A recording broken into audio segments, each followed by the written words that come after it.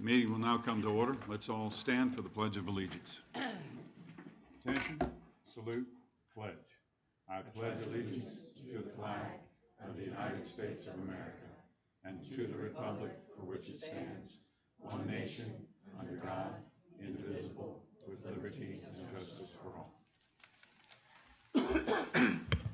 Mrs. Allman, please call the roll. President Conley. Here. Director Emig. Here. Director Hogan. Here. Vice President Kintig. Here. Director McKinney. Present. Director Meese. Here. Director Miller. Here. Director Whitmer. Here. Director Wolverton. Here. 9 present. Thank you, Mrs. Allman. I want to welcome members of the public here and as well as the board to the meeting tonight. As we're well aware, we're in the political season. Today is the spring primary, and it involves school board elections, but I want to remind the public and the board as well that this is a business meeting, so we'll leave the politics outside and, in terms of our public comments and our discussions as a board, and we'll administer the business of the school district tonight. Our first agenda item is communications, agenda item 2.01, the student board representatives report. Luke Mabius, the senior representative, and Stephanie Paz Guerrero, the junior representative. Please approach the podium. Hi everyone, my name is Stephanie. It's good to see you all. I just want to fill you in with some key moments in our high school. So this month we've had Keystones. It happened all the past week, every day. Students came in at 10:45 for the upperclassmen who already took their tests. And these tests included algebra, English, and biology. And these tests concluded on this Monday. We also have our PBIS reward this Friday, so students get to pick which teacher they want to be with and what activity they will be doing. And as of this week, parking spots are now available for upcoming seniors to buy. They are $35 for them to secure their spot and to paint. And track has been wrapping up their season. They went to districts for the Shippensburg competition, and they did a pretty good job. And prom was Saturday, May 10th, and students had a good night, and they were dancing and taking pictures at the Industrial Museum, which was where our venue was located. And there have been a couple mini-thon meetings for the upcoming school year, so we're just prepping, and there will be more information to come as the year progresses. But that's all from me. Thank you for your time. Very good, thank you. Hi again, it's been a bit. Actually 2 months, right? Yeah. So sorry if I couldn't come to the last few meetings, but we've been a little bit busy. I'd like to start off the senior trip that took place in Baltimore. I was actually the person in charge of running the entire planning of that. We went to Topgolf, and then we went to Baltimore. Oh, sorry. We went to the Orioles game, and then we had free time in the harbor. That was great success. We had, I think, around 50 people, 50 students go. And that was a good time. That was a good time. We were a little late with the busing. It took about 2 hours and 10 minutes to get there. But it's overall great success, and everyone enjoyed it. And it was different compared to the other years when we were traditionally going to an amusement park. So the next thing I'd like to cover is the AP exams. We just recently concluded those. I took 2 of them, AP Micro and AP Macro. There's a wide variety of other ones that people took, and then we'll find out those scores in July. Next thing I'd like to cover is the senior commits. I'm not going to go through every single person, but I'm going to list the schools that they're going to. So that includes Westchester, Coastal Carolina, Susquehanna, Lock Haven, AMP, Mount Aloysius, Western Governors, Automotive Training Center, York College, St. Joseph's, King's College, Messiah, Military, which is the Army and Navy, Central Florida, HAC, Elizabethtown, Lebanon Valley, South Florida, Penn State, Wilson, Alfred, Thaddeus Stevens College of Technology, and Toccoa Falls. So that's ranging all the way from New York all the way to south of Florida. And the next thing I'd like to cover is the awards banquet. I don't know if any of you are planning on being there. That's tomorrow. And actually I got an invite, so I'll see whatever you guys are there. Hopefully, fingers crossed, I can get some luck and get some more scholarships to offset some of that burden. Last thing I'd like to cover, well, actually one more thing after that, is graduation. So obviously, do you all go to that, right? Yeah. Mhm. Coming up soon, I'll be on the stage with you guys as I am introducing the valedictorian. And so that'll be a good time. Excited. And last thing I'd like to cover is my little goodbye, because this is my last time with you guys, last time speaking as the senior board representative, and then Stephanie will be taking over next year as the senior representative. We've yet to actually determine who is the junior rep, at least I've not been told. But I'll be heading down to Florida, Central Florida, to pursue a career in public administration. Sorry, that's probably going to be my bachelor's in public administration. And so yeah, I got 4 years ahead of me, and I can't wait. Thank you, guys. Thank you very much. I want to thank you for your service as the senior representative this year. That's a great honor, and I know you'll carry that leadership forward. And did I hear you right that you're going to be the senior representative? So congratulations to you, and look forward to your leadership and your articulate nature. You do a very good job. So both of you have done a great job this year, and thank you very much. Thank you. Hold on just a moment. Let me pause for the board to make some comments or ask some questions. Congrats on Central Florida. It's a fine school. Thank you so much. Yeah, I can't wait for it. I was so worried I want to get in there, but here I am. Don't forget your Dover roots. Yeah, and I don't know when I'll come back next. My mom's actually moving down with us. Was the plan. So, Wow. and my sister's going to South Florida. Oh, So going all. really? Don't forget your Dover roots. Yeah. I still have some people here to come back and visit. Anybody else? All right. Well, then I'll see you all at graduation. Thank you. Excellent. Thank you very much. Give them a hand.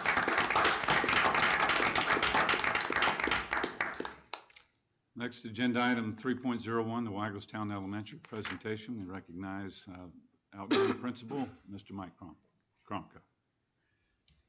All right. Hello, everybody. For those of you who do not know me, my name is Mike Kromka. I'm the current principal at Weigelstown Elementary School.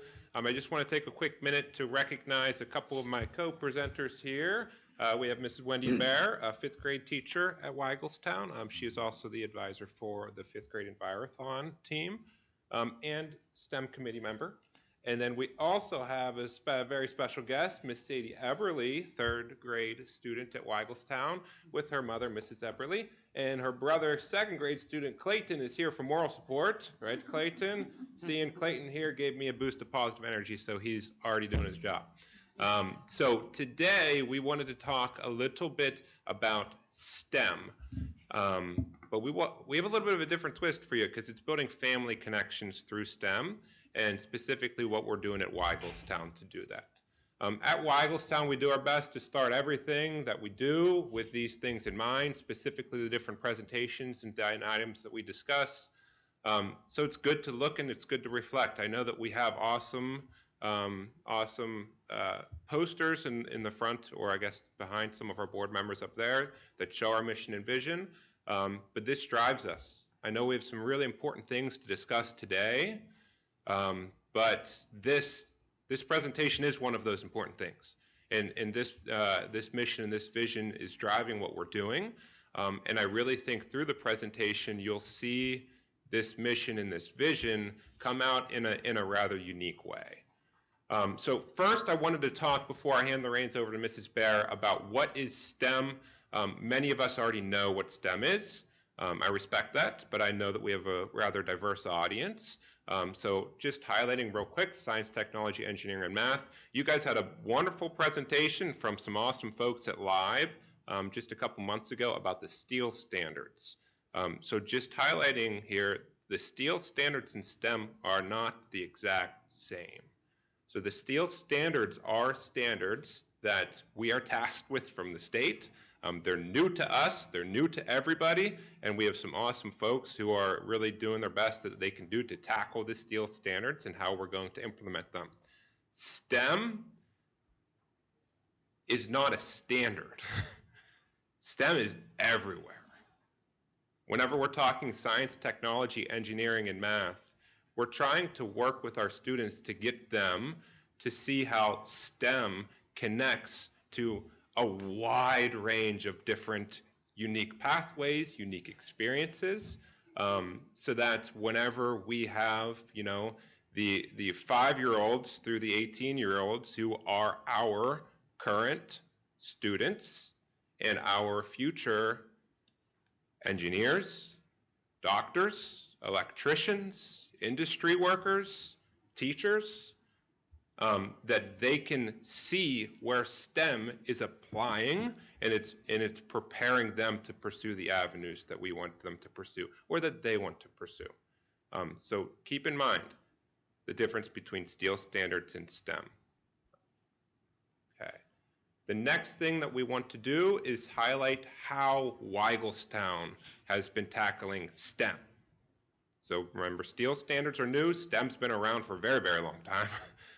And one of the things that we're doing is we do have a STEM committee of staff. That's what Mrs. Bear is here to talk about, so I'm going to pass the reins. And I'm significantly shorter than Mr. Kromka. Everyone is. As are most people, right? Good evening. Several years ago, Weigelstown started a STEM committee that is composed of several teachers from various grade levels and our encore subjects. As STEM became an important component to our education of the children, we looked for more ways to incorporate it into our curriculum. We also believed that it was important to include our families in that growing of the skills that we associate with STEM. And there are 4 of them. They're called the 4 C's. They include communication, creativity, critical thinking, and collaboration. Our STEM committee is responsible for planning and development of 3 enrichment STEM activities for our students and families throughout the year. First thing we do each year is we plan and promote 3 at-home STEM challenges. These challenges are optional for all students. However, I will tell you, several families participate regularly. We provide the basic parameters for the seasonal challenges, and families are given 3 weeks to design and build their projects. All of our projects are then displayed in the school, and students who participate are given a thank you note and a prize each time. If you take a look at this slide, you'll see some of our past STEM challenges from the fall, winter, and spring. Students were challenged with making a kite out of any material that they chose. This spring, we asked them to make either a bug of some sort or a flower. You can see the various materials, everything from Easter egg, plastic eggs, to using pipe cleaners and toilet paper rolls. They get very creative in what they make. In the fall, we had a challenge for them to make a school bus out of material that they found. Around Halloween time, they were asked to use candy to build bridges. So we give them a challenge, and then the families run with it. And with that, I'm going to turn it back over. So the purpose of this is STEM. We know that. We're trying to present STEM opportunities and STEM challenges to the students. But another very intentional piece to this part of what we're doing with STEM is the byproduct of what happens with the families. So these are just some quotes that I got from some of our elementary students at Weigelstown. And as you read the quotes, notice the emphasis the kids have on STEM and the process. You know, what they have to do to think of an idea and attack that idea and see that idea to fruition, but also at least half of those quotes talk about a family. And to hear a kindergartner at the bottom and then a 5th grader at the top talk about what sticks with them is attacking these STEM families, these STEM challenges as a family is powerful. It's powerful. Because it's important for us to do this. It's important for us to push STEM, but we need the families. We need the parental support. And so anytime that we have an opportunity to encourage that parental support in a unique way that's also attacking something like STEM is a really beneficial opportunity, and I think reflects directly onto our mission and vision as a district. But for firsthand input. We have Mrs. Eberly and we have Sadie, and I believe Mrs. Eberly is going to speak first. Is that correct? Come on up, Sadie.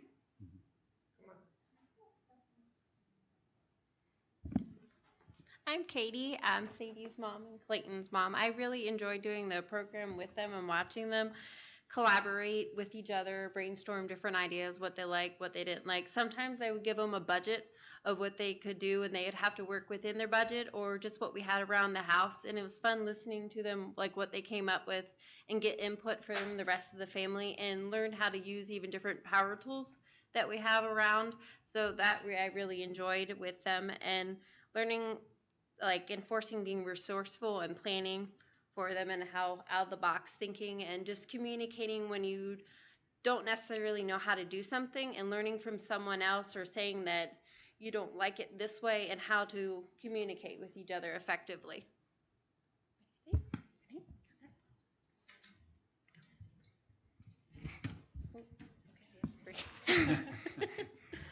So the STEM challenges are fun to do because it helps your brain with creativity, because you'll need that in life. Because let's say you're going to build a car out of Legos and you didn't have instructions. You'd have to know where the wheels and everything went together. And you would have to have it be able to drive and have something to drive it to connect it to it. So it's really fun brainstorming like what we can make and seeing what works and what looks like it and what does not. Because it's really fun to do it. I done it since kindergarten. It was my homework, but not, because it's really fun to do it, and I usually do it every year. Very good.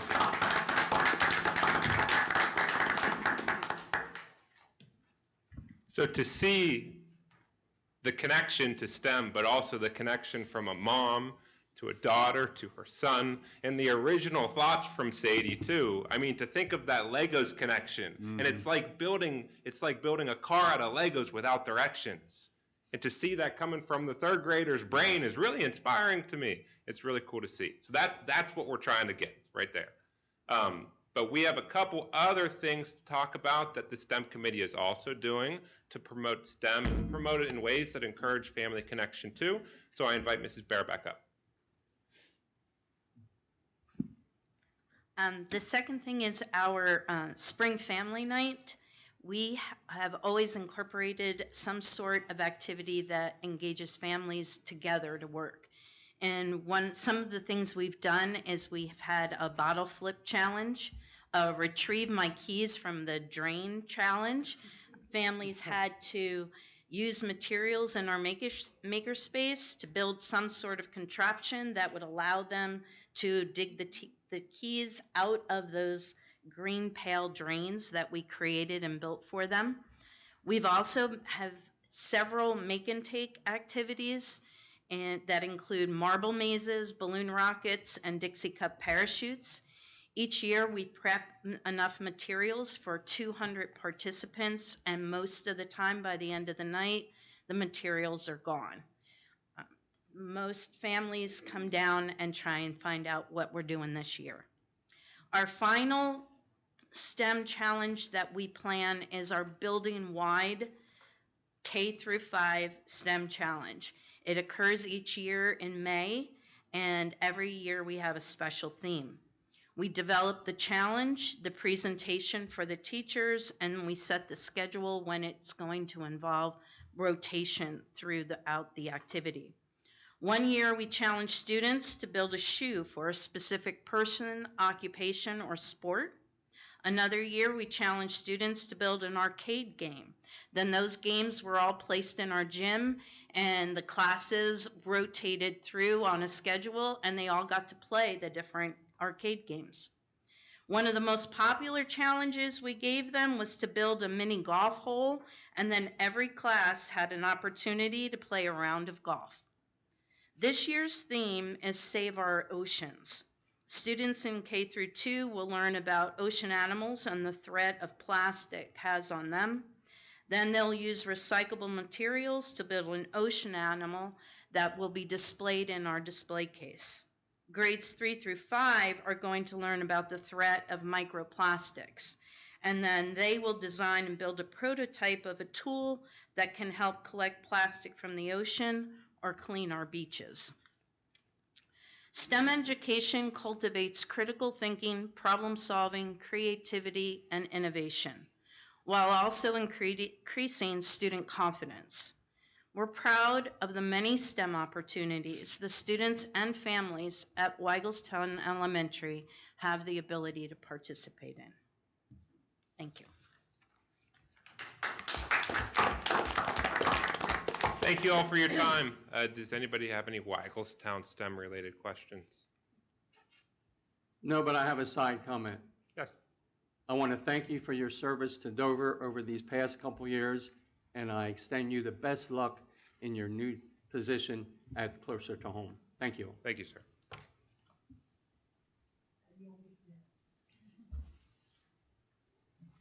Okay, thank you. All right, thank you. I just want to comment on young Sadie, third grade, correct?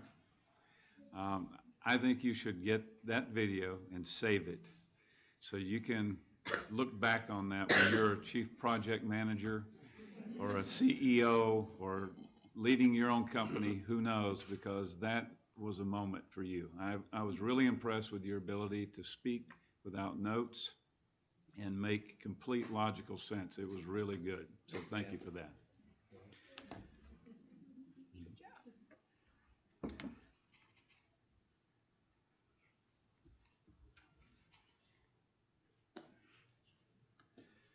Okay, this takes us to our next agenda item, which is the public comment period. The board uses the public comment period as an opportunity to listen but not to debate issues or enter into a question and answer session with the speaker. Public comment must be germane to school district business. The board values civil, respectful statements and clear, concise communications that helps to inform its deliberations. We'll have 2 comment periods tonight, as is our custom. Each period will be a 30-minute public comment period, and each speaker will be entitled to 3 minutes of presentation time for the first period and 2 minutes of time for their comments in the second period, and that'll be towards the end of the meeting. Anyone seeking to make public comment tonight?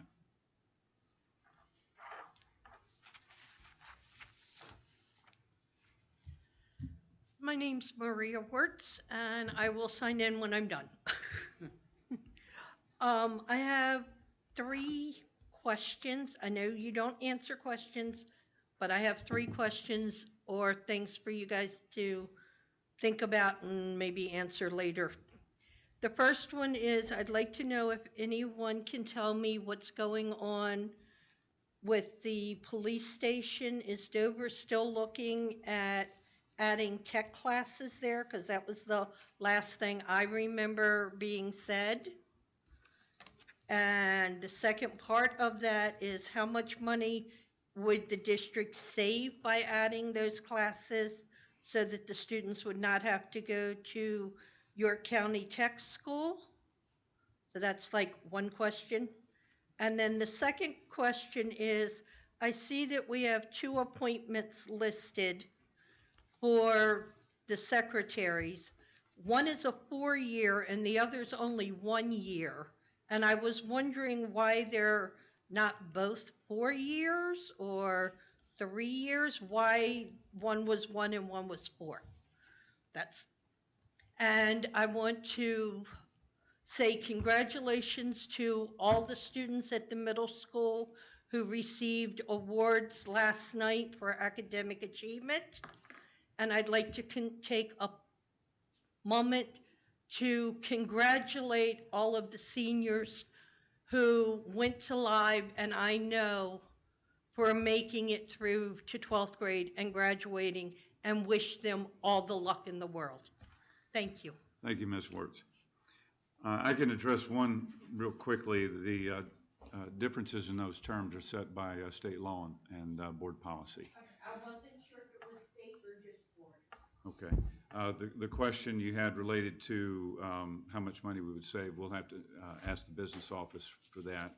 Okay. And As far as an update on the police station, we don't have any update on that. There's no activity being pursued. It was mentioned by a board member, but there's no activity that I'm aware of that the board is seeking to do that. And I'm seeing a thumbs up from Mrs. Miller as well from the CTE program.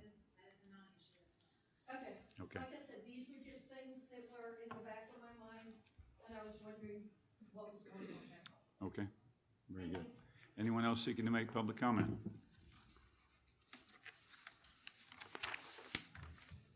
Chris Rotolo has signed in outside there.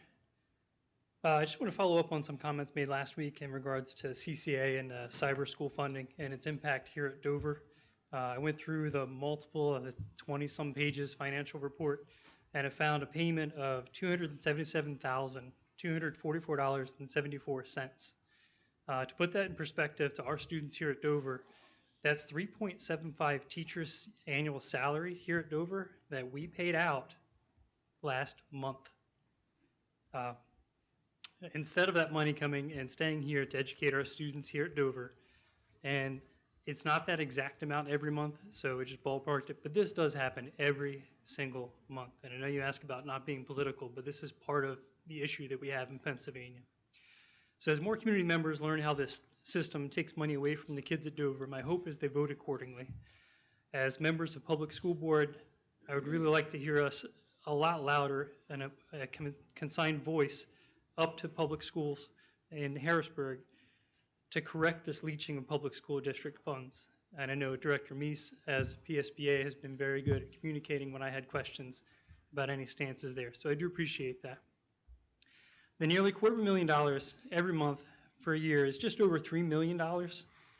So at the very least, I would request that in the treasurer's report, we keep this item highlighted so it's easier for the public to find. Like I said, I had to go through the very large document to find that number.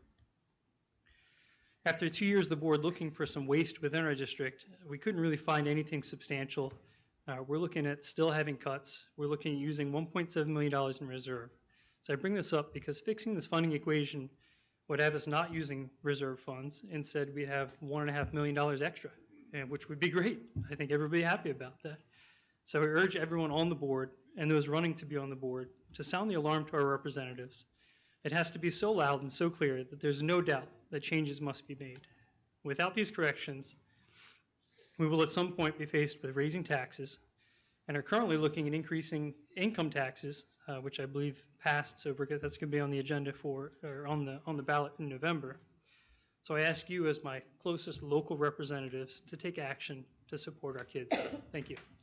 Thank you, Mr. Rotolo. I'll just comment briefly on the EIT Tax Commission, just as an update to everyone. The EIT Tax Commission still has yet to make that recommendation to the board.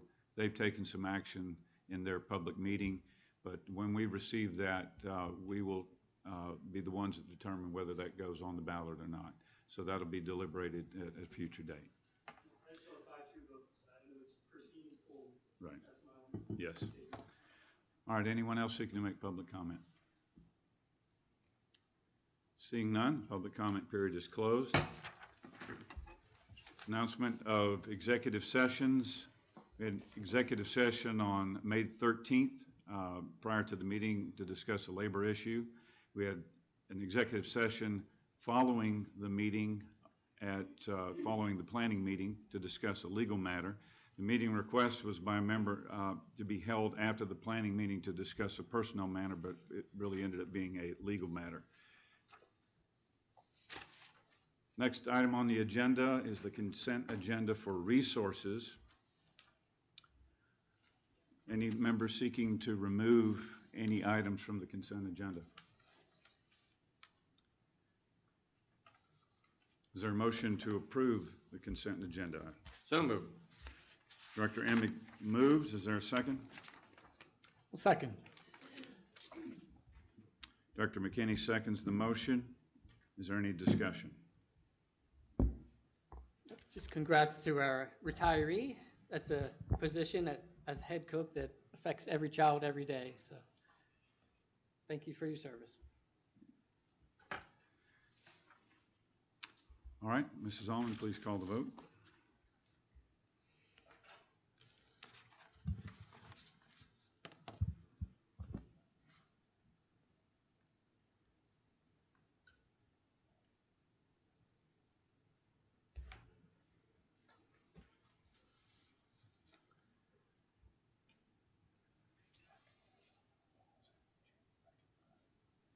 9 yes. And the motion carries. Chair recognizes our superintendent. I just want to take a moment to welcome Mrs. Evans to the principals of Dover Area School District. The board just approved her to be principal of Weigelstown Elementary, I believe beginning July 1st. So we already have her on board, but we're excited to have her on board in a new capacity. And I know that we are leaving the students and the teachers and the staff of Weigelstown in very good hands with Mrs. Evans. So congratulations. Very well. Mrs. Evans, would you like to say a word at the podium?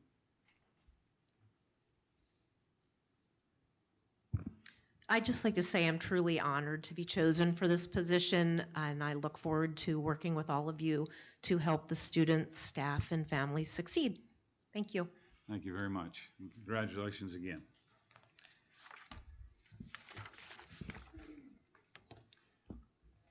Next item is section number 7, the consent agenda for obsolete items.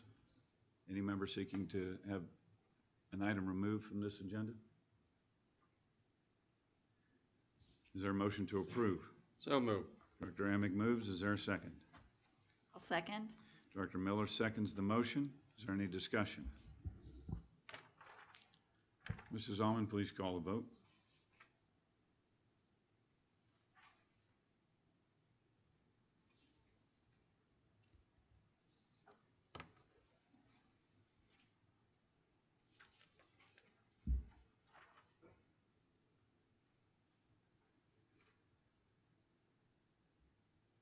Nine yes. And the motion carries. Next consent agenda is section 8, the minutes. We asked in our planning meeting if there were any edits or corrections and deletions to those minutes. I'll ask one more time before we proceed. Hearing none, is there anything that the members would like to remove from the consent agenda? Is there a motion to approve the consent agenda? So moved. Director Amick moves. Is there a second? I'll second the motion. Director McKinney seconds the motion to approve. Any discussion? Hearing none, Mrs. Almond, please call the vote.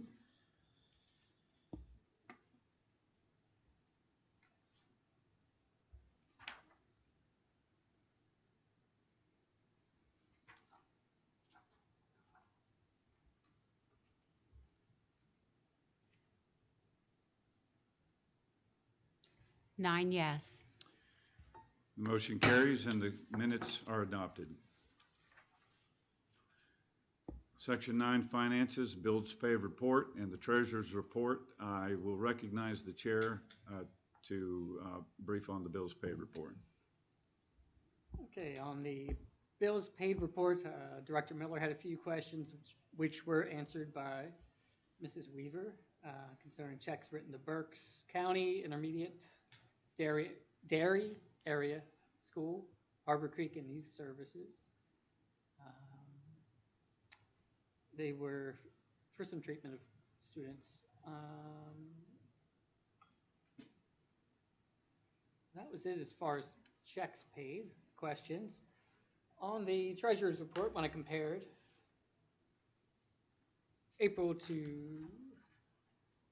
May to April's, the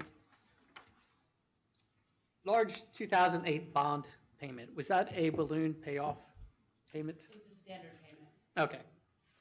That was significantly bigger than usual. And the other item I wanted to ask about is the PlanCom subsidy of $225 million in revenue. It's standard reimbursement. That's a standard reimbursement as well. Okay, that was not a monthly one. So that would be it. I would recommend both for approval. Okay, very well. Take up the Bills Paid Report. Is there a motion to adopt? Yeah, I'll make that motion. Director McKinney moves. Is there a second? Second. Director Amick moves, or seconds the motion. Any discussion? Mrs. Almond, please call the vote.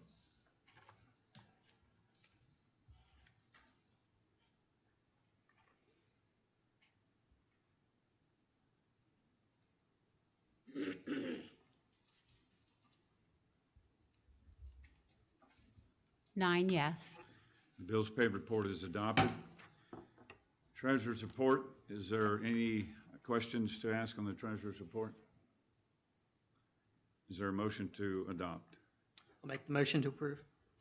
Director McKinney moves, is there a second? Second. Director Amig seconds the motion. Any discussion? Mrs. Almond, please call the vote.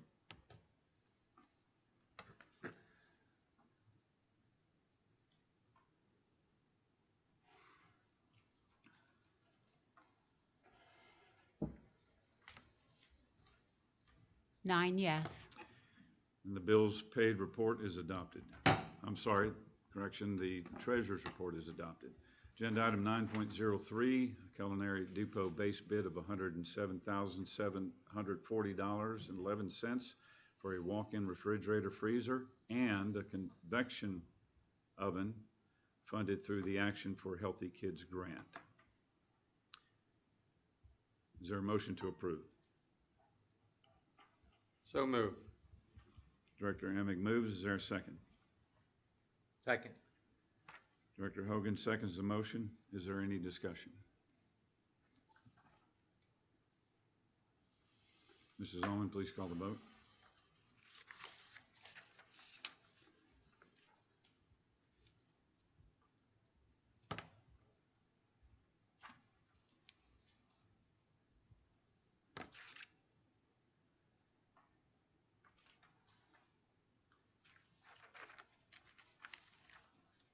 Nine yes. And the motion carries. Section 10, action, contracts, and agreements. Agenda item 10.01, Delaware Valley University Articulation Agreement for 2024-2025 and 2025-2026. Is there a motion to approve? I'll make a motion to approve item 10.01. Director McKinney moves. Is there a second? I'll second. Director Miller seconds the motion. Is there any discussion? Mrs. Almond, please call the vote.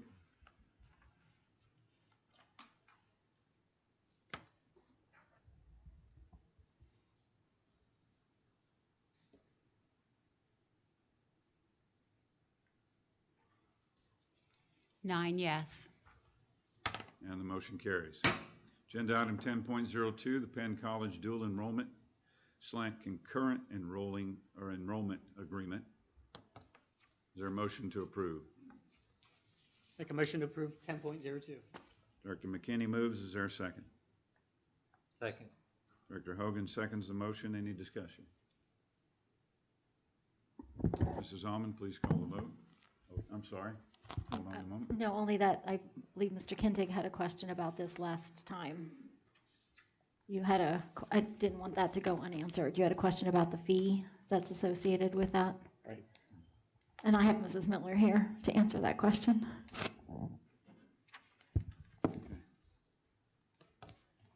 Believe it or not, it's a fabulous deal. They charge us based on the number of classes that we offer, and the students pay nothing. So if we offer 1 or 2 classes, we pay $500 a year, and as many students as want to take that class can get college credit for it. If we offer 3 to 5 classes, we pay $1,000, and if we offer more than that, which we don't, it goes up, and then we can offer an unlimited number of classes. And basically, all of those students get college credit at no cost to the student. This helps us with our Perkins goals of making articulated post-secondary credit available to students regardless of financial circumstances. And again, $500 for 2 full classes worth of kids to get college credit is a good deal.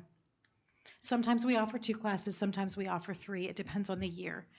There's an introduction to ornamentals that's in the horticulture program. The CAD, the AutoCAD class in the engineering program is part of that. And the marketing social media class is part of that, which we're not offering next year, so it'll only be the $500 next year. And then the year after that, we offer all 3. So it's an alternating fee. And that's why the fee structure isn't listed, because it depends on the number of classes that you offer. Okay, thank you. Sure. Very good. Thank you for that. All right, the question is being polled. Should be before you.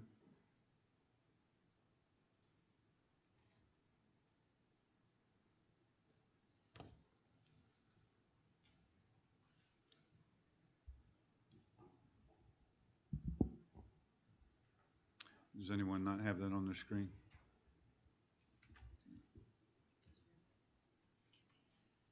I voted.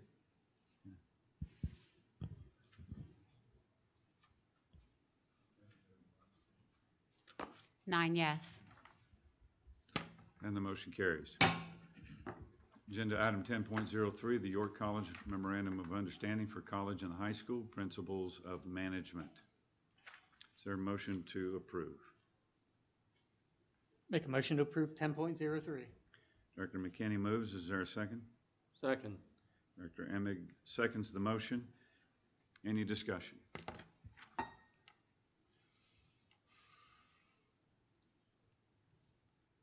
Mrs. Almond, please call the vote.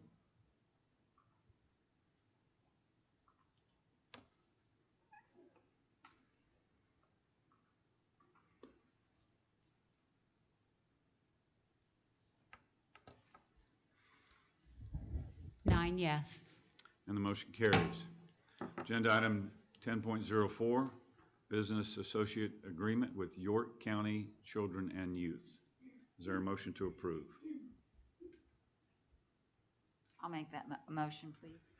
Director Miller moves. Is there a second? Second. Director McKinney seconds the motion. Any discussion? Mrs. Almond, please call the vote.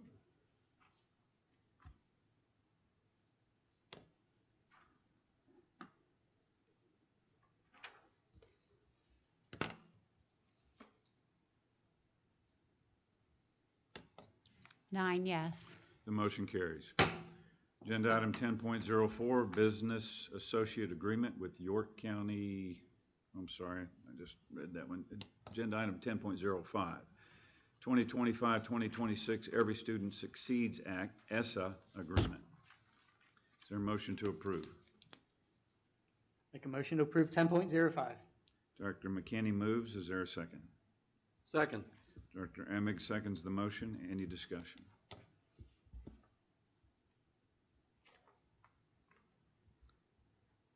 Mrs. Almond, please call the vote.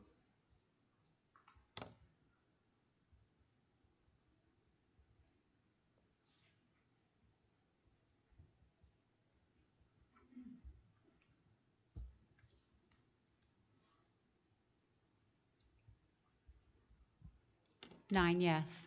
The motion carries. Just for accuracy of the minutes, it looks like the motion and the second were switched.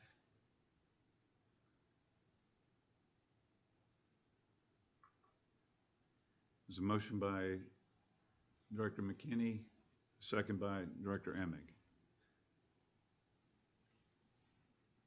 Did you just switch it No, already? Okay. No, that was the original. That's correct. Oh, on the bottom. Let me take a look at that. 10.05.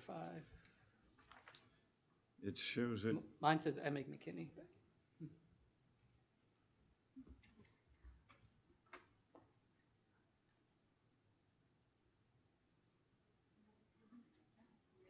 Yeah. Refresh your screen, maybe. Yeah. It is. Okay. Yeah, just a computer glitch. Minor point, it's not a big deal. Okay. I think it shows Director McKinney motioned and seconded by Emig on everyone else's screen and the screen above us. So Yeah, that is odd. I think it's just a device glitch. Agenda item 10.06, 2025-2026 LIU Master Services Agreement. Is there a motion to approve? So moved. Director Hogan moves. Is there a second? I'll second. Director Miller seconds the motion. Any discussion? I just want us to be aware that the LIU is going to be changing their operations and how they send out the bills. So just be aware that's going to come happening in a couple of years. So stay tuned. You mean the billing structure or just the timing of the bills? Billing structure. Okay. Yes. They're looking at ways to change that. So it's nothing set yet, but just be aware. They're looking at it. I was under the impression that that might even happen immediately. Is that, perhaps, Mrs. Weaver, do you have any briefings concerning how that will impact us? Okay. This particular agreement isn't relevant to that. Instead of having this individual service agreements for every service that they offer, they're just having one big giant service agreement. And then for the individual services, you'll get a document called a statement of work that outlines how much you're paying for an individual service. So this is just an agreement that's agreeing to work with them. But there's no cost associated with this particular agreement. Very good. So more to come on that. Any further discussion? Yeah, there's nothing concerning billing as I scroll through this entire. No, and that's not what I just want everybody to be aware. Yep. What's Just coming an down the update. pike. That's all I'm saying. Thank you.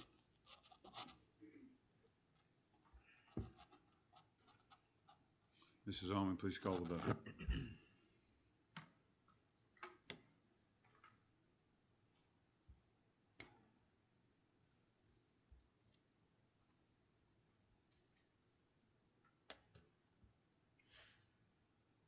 Nine yes. Motion carries. Agenda item 10.07, 2025-2026 River Rock Agreement for Alternative Education. Is there a motion to approve? I believe there was a request to table this until later by you. There were two different agreements on there, and I removed one. Okay, that was the other So one. this is the one that I am asking the board Okay. to approve. I'll make a motion to approve 10.07, the River Rock Agreement. Director McKinney moves. Is there a second? Second. Okay. Who won? Director Terry was louder. Director Emig seconds the motion. Is there any? Sorry, Alan. Is there any further discussion? I'll be quieter. Hearing none, Mrs. Allman, please call the vote.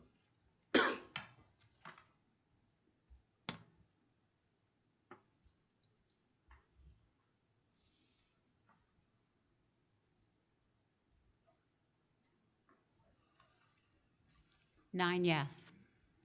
The motion carries. Agenda item 10.08, the Docio copier and printing lease agreement effective 10/23/25 through 6/30/2031. Is there a motion to approve?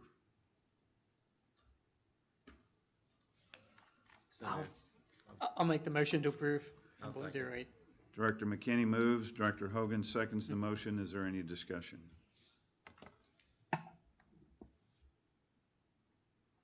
Hearing none, Mrs. Allman, please call the vote.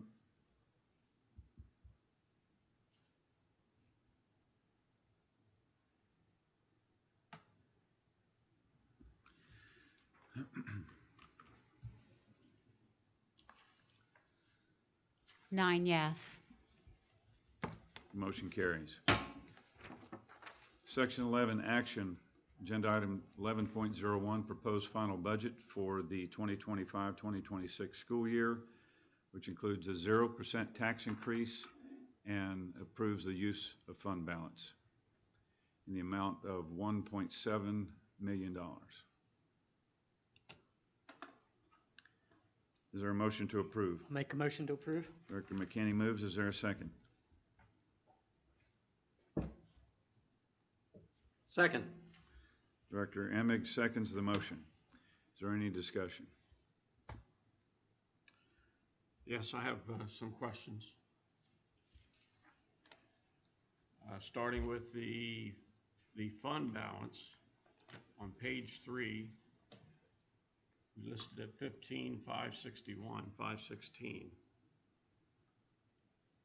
That is at the end of the 24-25 school year.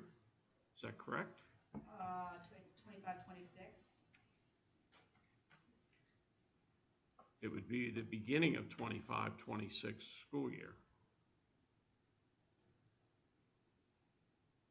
I can get back to you. I need to look at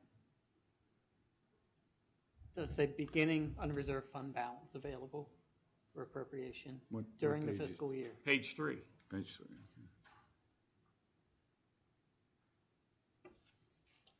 I read that as the beginning balance for this fiscal So year. that's our projected ending of 24, 25. It's all budget. Everything for the PD 2020 is all budget, not projected. When 24, 25, we projected that we were going to take 1.6 million out of the fund balance. And what I recall is in the last couple of months, we talked about we might not need to take 1.6, it might be less than that. That's correct, but that's not how the PD 2020 is built. It's built based on budget. So we looked at last year, the 24-25 budget, when it created that schedule for 25-26. So it's all based on budget. So the 15,561 includes us taking 1.6 million out in the current fiscal year. 24-25, yes, it does. That's what it is because it's budget to budget. So if we get to the end of this year, which is another month, that reserve fund could be higher because we didn't spend all the 1.6. That's correct. And that will come out with the financial statements. Okay, I'm just trying to get my mind around where are we? Mhm. So then when we go to the end of your report, that fund balance is then showing that we took 2 million out, or what's that showing? Everything is calculated, it's all of it's calculated through the information that I put in. So it's, whatever is showing is exactly how the PD 2028 is calculated. It's all behind the scenes.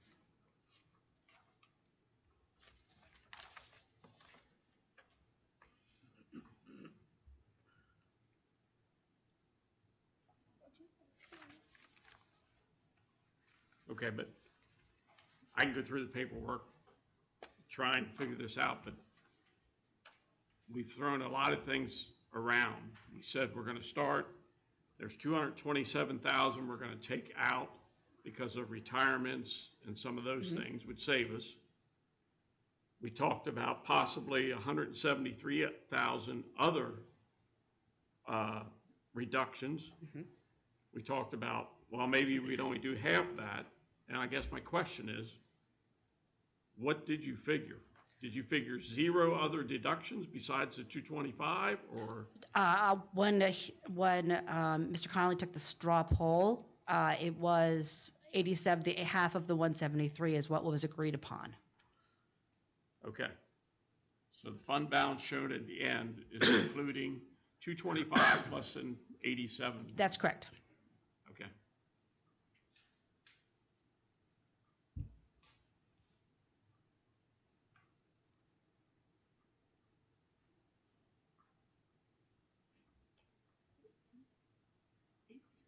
So in all reality,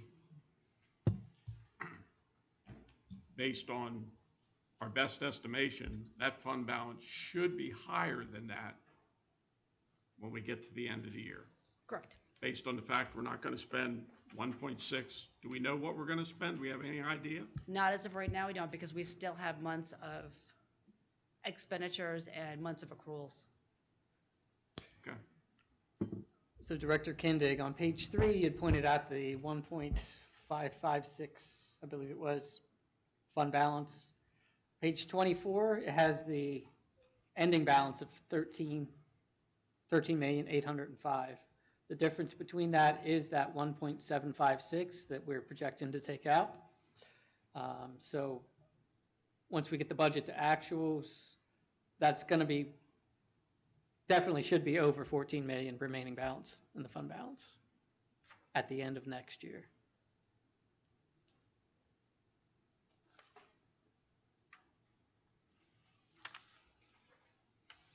Yeah, I look at page 3 and page 24.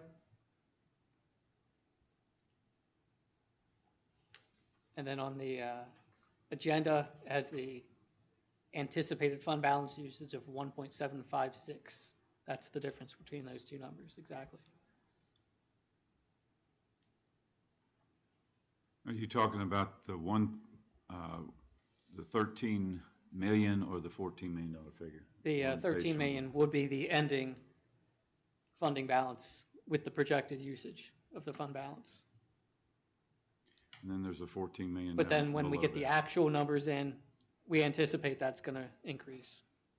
So we should have approximately over 14 million in the fund reserve at the end of 25, 26.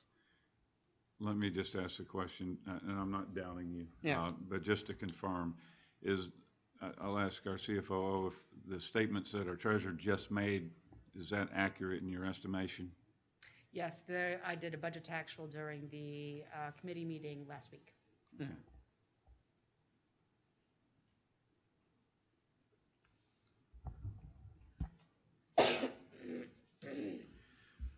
I'll ask our treasurer, have you reviewed this preliminary document sufficiently, and did you have the opportunity to see this in the committee? You probably would not have. We did not. No, we didn't discuss the budget submittal then. We had still needed to deliberate whether it was a 0 or 1% in the planning meeting last week. So we didn't look at.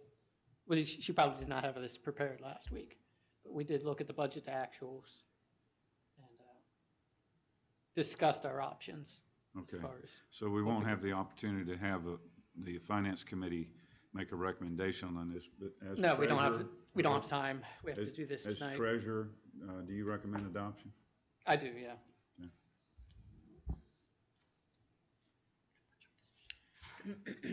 As far as accuracy and adhering to what we had asked her, yes. Okay, very good. Is there any further discussion?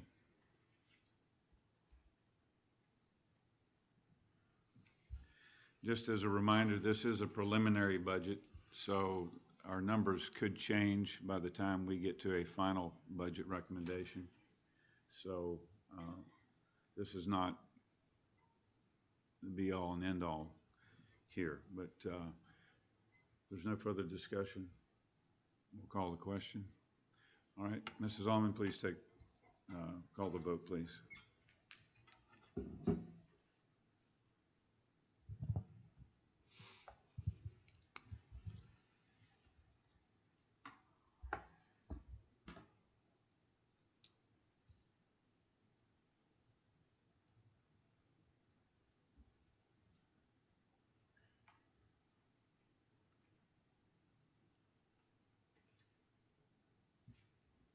Eight yes, 1 no. The motion carries.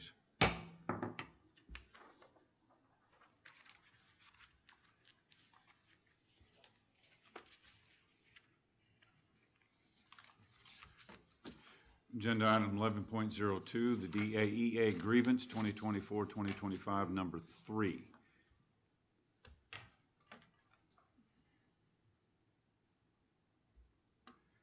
For the board's purposes, the grievance is included in your executive content. Motion to approve the grievance provides the provisions requested. Motion to disapprove or deny will deny the grievance. We're not permitted to have any public discussion regarding this matter. So, Mrs. Allman, I'm sorry, is there a motion to approve or deny?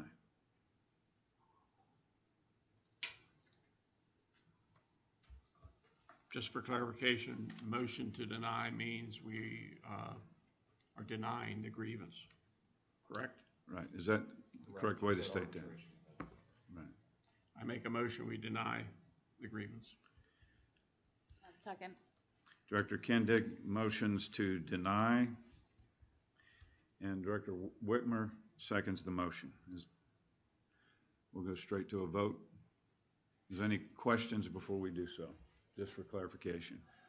Not about the content of the issue, but any questions about the process. So a vote of yes is a vote to deny. So in this case, right, a vote of yes is approving the negative. denial of the grievance. And we're getting a nod that that is the proper way to do that. Motion to approve would be to deny referral, yeah, so it would be. Right.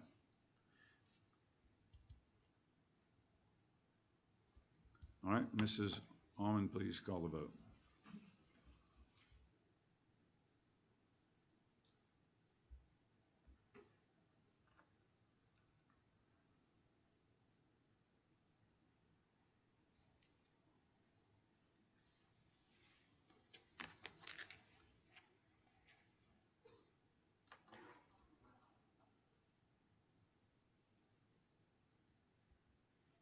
8 yes, 1 no. The motion carries. The grievance is denied.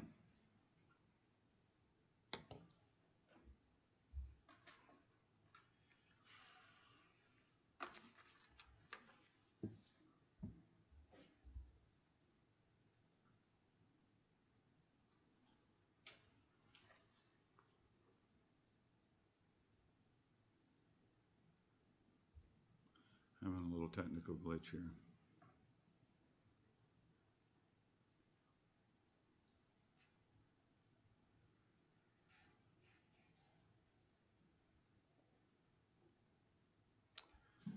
All right. Next agenda item is agenda item 11.03, waiver of expulsion agreement, 041-62025. Contents of this grievance is confidential. We will not be deliberating on this. Is there a motion to approve?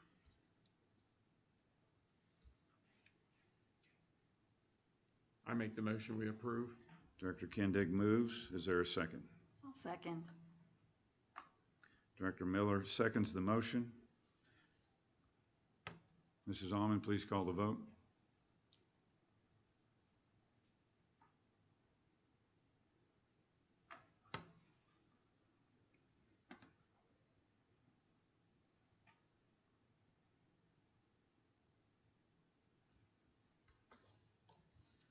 Nine yes. Motion carries. The waiver agreement is approved. Agenda item 11.04, waiver of expulsion agreement 0423225. Is there a motion to approve? I'll make a motion to approve 11.04. Director McKinney moves to approve. Is there a second? I'll second. Director Whitmer seconds the motion. Mrs. Almond, please call the vote.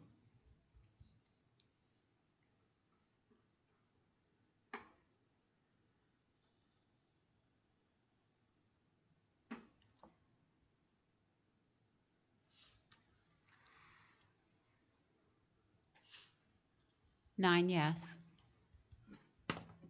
Motion carries. The waiver agreement is approved. Agenda item 11.05, 2025 Dover Area High School graduates list.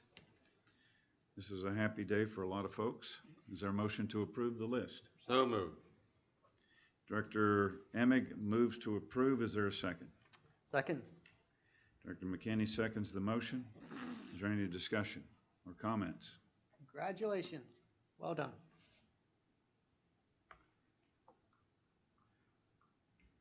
Any further discussion or comments? Mrs. Almond, please call the vote.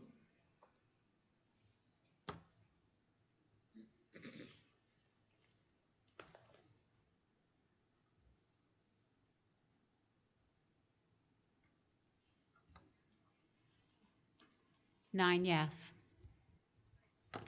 Motion carries. Agenda item 11.06, middle school traffic flow improvements plan.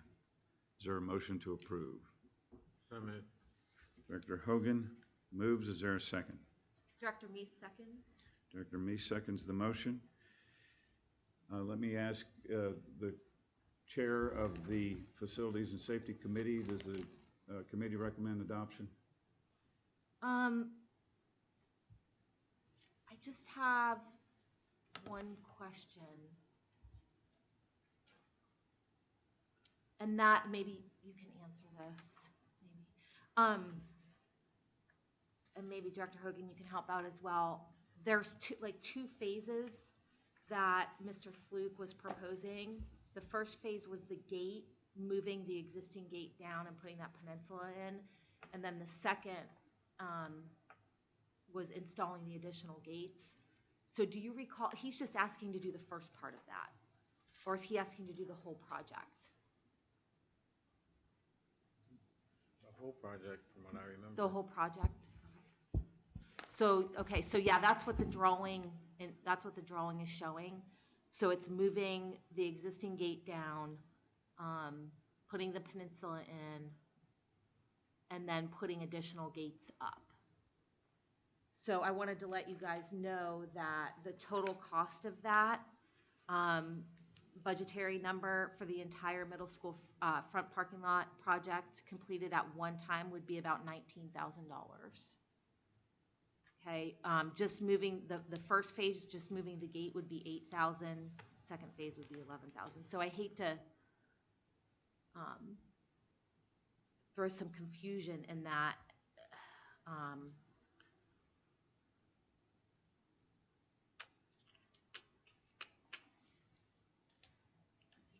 And I sound a little unprepared, so I apologize for that.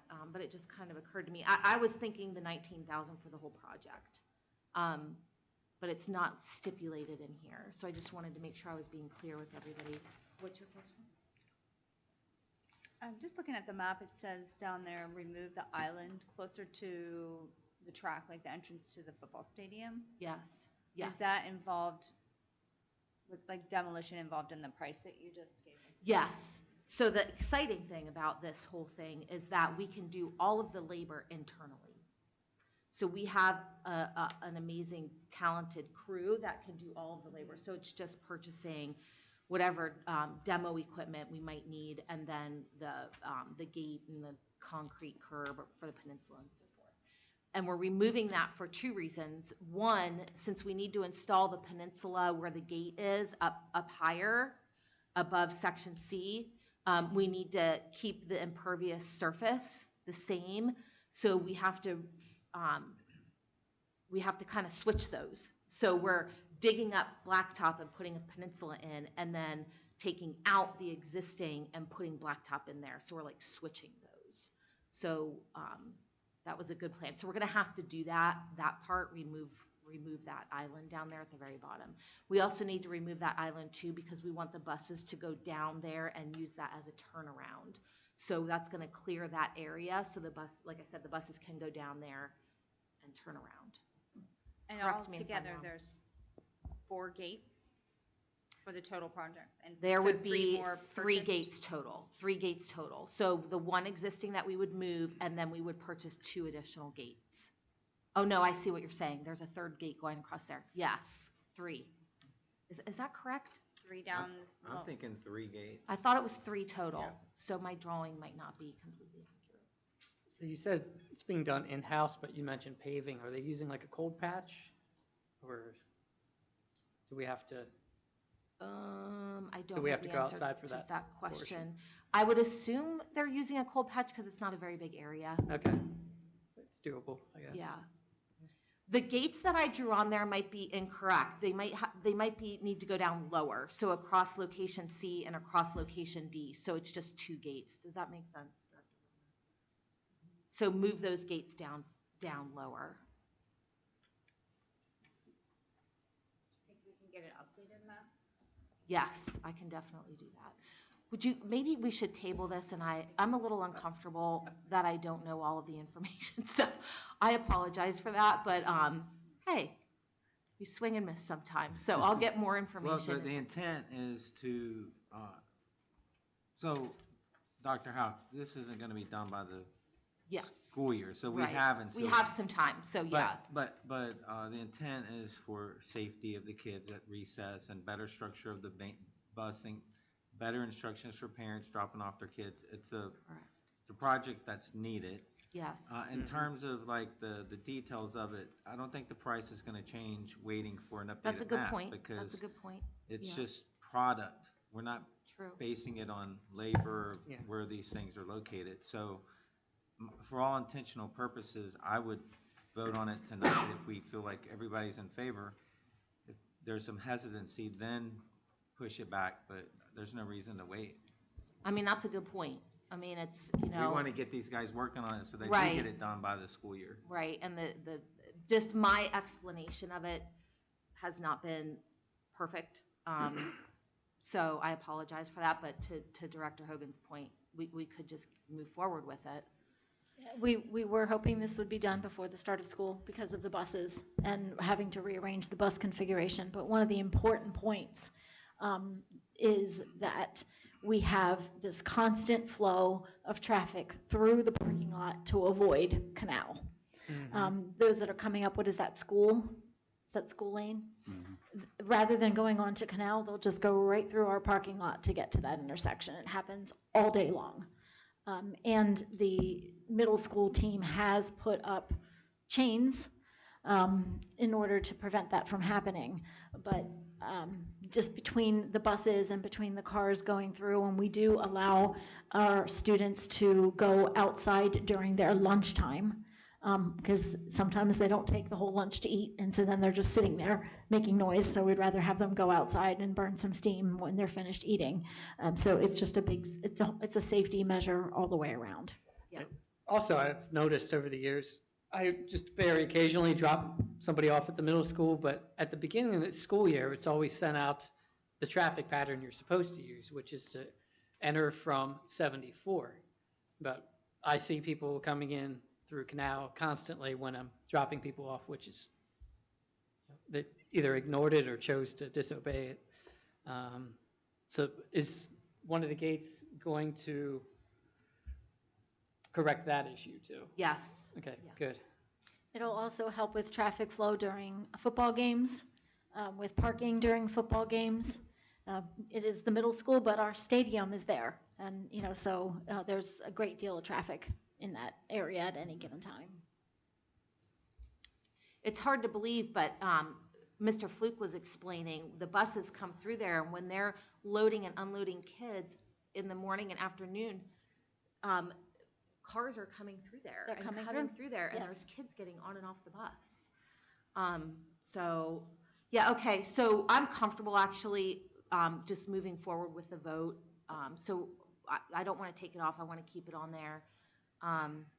If anybody else has any more questions, let me know now. Was there a time frame of how long it would take, the work? Time frame of how long it would take? How long I would did the not- work take to get done? I did not get a time frame, but Okay. just based on my expertise, But the summer will be more than sufficient? yes. Oh, yeah. I mean, yeah, a couple Okay. of weeks. Okay. I think my question would be the cost of the project, is it mainly the gates or is it an estimate? It is a budget, the 19,000 is a budgetary number, and it's primarily materials, yes. And whatever equipment we would have to rent to do the work. So he said they would go to Ace Hardware, get whatever pounding, whatever equipment. So, Ace isn't expensive, so it's not like we can go to some other place and rent equipment and save $10. I mean, really, there's not much savings. A gate's a gate. We're reutilizing a gate. Asphalt's asphalt. I can't think of anything where you might want to get bids or something from another place. Yeah. So it must be the gates that are what's costing the most there. Yeah. And all the costs were presented to the Facilities and Safety Committee? Yes. Okay, good. And you Yeah, recommend yeah, approving that? yes. I mean, at the time, those of you guys that are sitting in these meetings, it's a lot of information. So I try to ask as many questions as I can and take as many notes as I can. And at that point in time last week, I was very comfortable with the explanation, the reasoning, the cost. I didn't have any pushback to that. And I'd like to go with their recommendation. I'm comfortable with it. Like, there's nothing egregious. They're not asking for something that I don't think is a necessary thing. I know that Mr. Fluke has, our costs in mind because he consistently says we're saving money, we're using in-house, he's very, like, I hear that out of his mouth all the time. So I don't think it's an egregious ask. So I think we should approve the project. No, it's been long needed. It's been needed for a long time for the safety of the students, and we're doing it in-house, so I have no issues at all. Where is the money coming from? Since I wasn't here last week. Yes. It would come from the Capital Reserve Fund? Question mark? Mrs. Weaver? From the Capital Reserve Fund. So our current balance in that fund is 7.7? Something like that.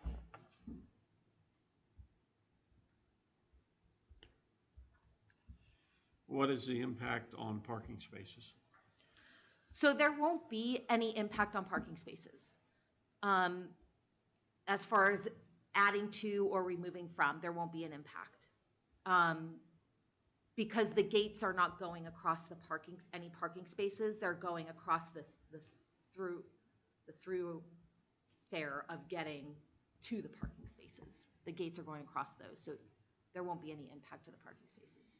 It'll actually be a good thing for events because it will allow us to block off handicap parking and like referee parking, bus parking for visiting teams, band trailers, stuff like that. We'll be able to use those gates to block off some of that parking and reserve some of that parking, but it won't eliminate any.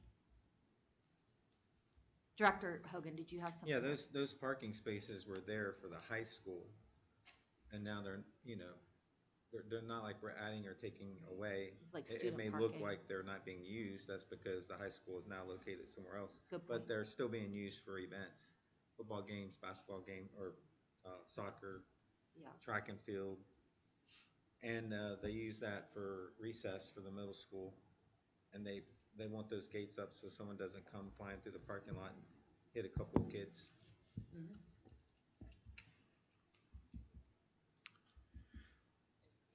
I have a couple of questions. The opening and closing of those gates is going to require some labor. Has that been accounted in this? And the reason I ask this question is we had chains before at some of these locations, not all of them, and they were rendered as not being effective. Was that because people were driving over the chains, or were the chains being broken, driven through? I don't think they're being driven through, but people have been just moving them, or it's just a little plastic chain. It's not going to stop anybody. Oh, so it's not a steel chain? It's Oh, no, plastic chain. it's plastic, yeah. So the driver's getting out, moving them? We've had that happen. Driving through. Okay. But so for the purposes of labor, someone was going out there, reconnecting that chain during certain times of the day. And then taking it out, yes. Right, okay. So that'll be the same process for the gates as well? Yes. Okay. The other thing that I just have a question about, and hadn't really thought of it until now, is this is an action that we're being asked to take, and there was no cost estimation included on the documentation attached to this item. And I appreciate Director Meese giving us those numbers of 19,000. My thought is twofold. One is that if we were doing competitive bidding, we would have had 3 estimates for this, and the board has expressed in the past we would have 3 estimates. We have no comparison between this estimate and any contractor estimate for the same work. It may just be a nice-to-know item, but I'm just looking at, in principle, the board is going to take action on this, or could take action on this tonight, with nothing to compare it to, and it could subject us to some criticism. I know we have a great deal of trust for Mr. Fluke, and I believe he's got the best interests of the school district, and he's leading his team to provide these kinds of services, but we don't really know what it would cost otherwise, so that puts us in a little bit of disadvantage there. I understand. Yeah. I do not. Last week, he didn't have he had an idea of what it would cost, so I asked him to hone in on that, and he gave me a budgetary number and broke it down to the 8,000 and 11,000. But so no, I don't have it broken down. So I can go back to him and ask him for a couple of different bids, or break it down a little bit more, because I'm even wondering, does the 19,000 include like the payroll for the labor? No, it does not. It does not. It does not? No. Okay. Is that summer work overtime? No. That's their normal Nope. schedule of Yep. labor hours? Exactly. And Mr. Fluke will get 3 quotes, So it may not even cost 19. So we could approve the 19 as a budgetary number, but then Absolutely, yes. ensure that he does 3 quotes, and then we would approve that contract. He would bring those 3 quotes to us, and then we would approve the Correct. contract. So this would just be him, go ahead and move forward, we approve the project, you have a budget of 19, get 3 quotes. Exactly. Okay, I like that, okay, yes? So I guess you're looking at getting a quote for the gates most of all? Yes, probably. So if there's one manufacturer of a gate that we already have, you probably would want, and I'm assuming that you would want a gate that's like the one that we've already bought. So that's probably, from what I'm thinking, the 2 gates he's buying is gonna match the one that we already have. Because we wouldn't want like a thin little bitty one and then a big Right. fat one. We definitely want something that's That's not. secure and thick and don't move me. So I would assume that maybe that if you get 2 other quotes, they're gonna be different gates. That's my assumption. So actually, he just got me the numbers today, and he said today was the earliest date he could get a fencing contractor out to get the number to me for tonight. So he just had the one contractor out, got a budgetary number, but I don't know that, I mean, that's a good point that we could. But that's kind of beside the point, but I would assume that we vote, get the $19,000 budget number, and then you hone down on which contractor or which gate you want to use if that's a problem. I mean, my perspective is he's already done all this work. It takes a lot, I think. There's a lot going on in facilities to get extra work on your plate to go after a gate cost if it's even something that you That do. we're gonna approve anyway. So it's kind of like, this is my opinion, it's just kind of like a task that is more time consuming than it's worth. But that's my opinion. I just feel like he knows what we need. It's about as basic as you can get. If you don't mind, I'm gonna chime in. I just want to say I think it's okay that we ask, because I think that it just helps us all feel more settled on saying yes to a project where it's coming out of the budget. Secondly, I think if we are going to ask for more quotes, I don't believe that there should be a number involved at all. I don't think that we should give a dollar amount. I think we just get the quotes and see where it lands, and then know in the end that if it's better to do it in-house with the way Mr. Fluke wants to do it, it'll save us money. Because I think that's where your comparison comes in. If we get quotes that are astronomical compared to what he said it would cost them to do it, then, you know, it'll be black and white. So you're getting a quote on labor, you're getting a quote on cutting the Materials and labor, and yeah, cutting the that's what concrete you're- up and doing the whole job? I mean, when it's Yeah, that's correct. He's gonna have to find the contractor willing to do it, right? Well- I'm not in this line of work, you're more in this line of work, but I imagine you have to I'm sure he has find the contacts. contractors, and then you have to schedule the time, and then they have to come out, and then they have to formulate their numbers, and that's gonna take some time. And then you're probably gonna come back, and they're probably gonna be a lot more than what you can do in-house. Especially this time of year.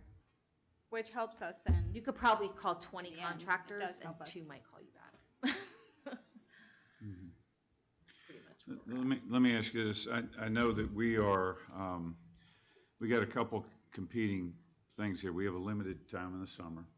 We won't meet until, and we're going to have to discuss this later, but we're going to have to meet sometime after 30 days from now. Our next scheduled meeting, I think, is June the 17th, which is less than 30 days from the time that we approved the preliminary budget. So we'll have to change our next meeting to after that. So we're going to be later into June before we can meet again. So there's going to be an impact on eroding a portion of the summer. So we'll lose a whole month of construction opportunity during that time period. I don't know how long it'll take him to get estimates, but it's probably the super busy season right now for all these, because they wait until the winter's done and that kind of thing to do some of these things. So that may consume some time and resources. So that is a little bit of the piece here. We have a motion on the floor now to approve this project, open-ended. I would say that if we want to provide the authority to do this, that I would request perhaps that motion be withdrawn and that we make another motion with a cap of spending on this so that we can proceed forward with at least some control of the expenses moving forward. Because if we don't, material, he could go out and say, well, I thought I could buy those gates for this amount. It's a lot more. We come back with a higher bill. And it won't be intentional. It could, just happen. That's the way the nature of the market is. So I would recommend that against approving this motion as made right now. So we either vote that motion down and make another motion with some control, or withdraw this motion and propose another solution with some controls on the expenses. Can you amend this motion with top line number? You can amend the motion Instead of as having well. to withdraw it and do all that, you Yes. just amend it with, don't go beyond this amount of money, and then that's it, right? You can do that. It actually takes slightly more time to do it that way. Let's go. But, I mean, it can be done. Let's go the Yeah. less time route. Okay. Can we also add to the motion that we're requiring 3 bids? Can we? Yeah, we could add that to the motion too, if we wanted to have cost comparison bids for the purposes. We could add that to the I mean, motion just so as well. some other board members feel more comfortable. Maybe, but he just made the point, kind of Ma- delay it. yeah, And you're not gonna have it true. ready for school. Yeah, it's tough to get, it's tough. We're hearing it. I think Because 3 we bids. always call everybody back. It so. could be done in phases, though, like was stated. I mean, if we wanted to stop the traffic, there's 2 major pieces there. It's the demo, it's the replacement of the peninsula, and it's a movement of the gate. I mean, that's actually it's like 2 parts. And then the other gates can be installed at a later time. That's not going to require any demo, any installation of concrete or asphalt, and it can be on their time when they have time to do it. So the gates could already be purchased, but the major construction work is happening in that 1 throughway where the buses are lining up. Am I correct in that? Well, so it could yeah, be a yes and 2-part deal. They could get the majority of it done, is what I'm saying. They could get the majority of it done, I think, throughout the summer. But I think it's not advantageous for us to put a dollar amount to it, because in the construction world, sometimes things are said, and then if somebody could come in way under, but they know this is the budget, are you getting what I'm saying? I'm sure it's going to be cheaper in-house. That's just my opinion. But I'm saying in the world of construction, when you leak information about they're going to spend this much, at least this much, and it didn't even need to cost that much, that's where you get yourself in a trap then. That's why I'm saying it's not necessary for us to put a dollar amount to it. For this project and any other future project that I'm just saying, to get bids, just see where the things fall in place. But I'm sure that Mr. Fluke and his team could get it done. Well, that dollar amount's out there. We're Yes. live on the air, so whether And I didn't that's a want to go motion- into that Yeah. explanation. But So, So Director have to be Meese, transparent on what Director we're Meese, do you think it's going to be excessively time-consuming to get 3 bids if he wants to get it started? I mean, would it be just advantageous for us to get 1 competitive bid and compare? I mean, it's tough to say. I mean, yeah, it's tough. It's especially for a project this small. It's tough to get contractors. And considering it's going to be done in-house, I think we could compare a contractor cost versus in-house and be done. I mean, fencing contractors aren't too tough to get out because their estimates are pretty quick. It's not like they have to go through, look at design and, all that drawings and stuff. So, Oh, that, I mean, it's not a over-the-top ask, but, I mean, we want to make sure that we're sticking to, that requirement per se, or our expectation that we want multiple bids. So, and I appreciate that. That's just a good practice. Yeah. But we don't want so maybe 2 bids, maybe the in-house bid, and then we get an external bid to compare to. Maybe That's we what I could was ask for thinking. that. is there a permit required for this? No. Okay. And to answer, to Carmen, just to address the one thing you said, the gates, the 2 additional gates, which would be like the second half of the project, I think are equally as important because those are the ones that are protecting the kids when they're out during recess. Those 2 gates. So I would like to, I want to approve the whole project, really, now that I'm. It should all be done this summer. Yeah. I would recommend that you get the 3 bids before you start anything based on contractual processes, so you keep the school board out of hot water. Because you go approving part of this and that, no, we'll get bids and that type of thing, it looks questionable. Well, this is That's- just giving I'm him just- like the permission to move forward so that he's not wasting his time. I mean, I guess he could But come what back hap- with 3 bids and we're like, no, forget it. I mean, that's possible, you know? My concern comes with the idea if somebody comes in under, you're stated $19,000, why did you do this? I realize you want to work on the idea of time constraint for such things as the football season, that type of thing, but it just looks questionable in the process of how you're doing it if you don't get the 3 bids first. That's just my opinion. Is this Well, motion we wouldn't to be let getting him the- get the bids? Right. Yeah, we Just, wouldn't, just to move forward with the project in Right. I I general? don't think we need a motion. like we're to approving. Ask for bids. And then when he comes with bids, then we go forward again with another motion, is that what you're saying? Well, we typically like say that they can move forward with a project and they go get bids. Like that's how we've done it in the past. So we're not going outside of what our normal practice is. So I don't understand what you're saying. Tell me We if I'm- normally approve a What I'm project and then they understanding go is the and- idea, he's gonna start getting, product, whatever he needs to line everything up, yakety yak. And at the same time, now we're going out and looking at an outside contractor and say, hey, give me your bid on this Well, no, job. he So- wouldn't start that.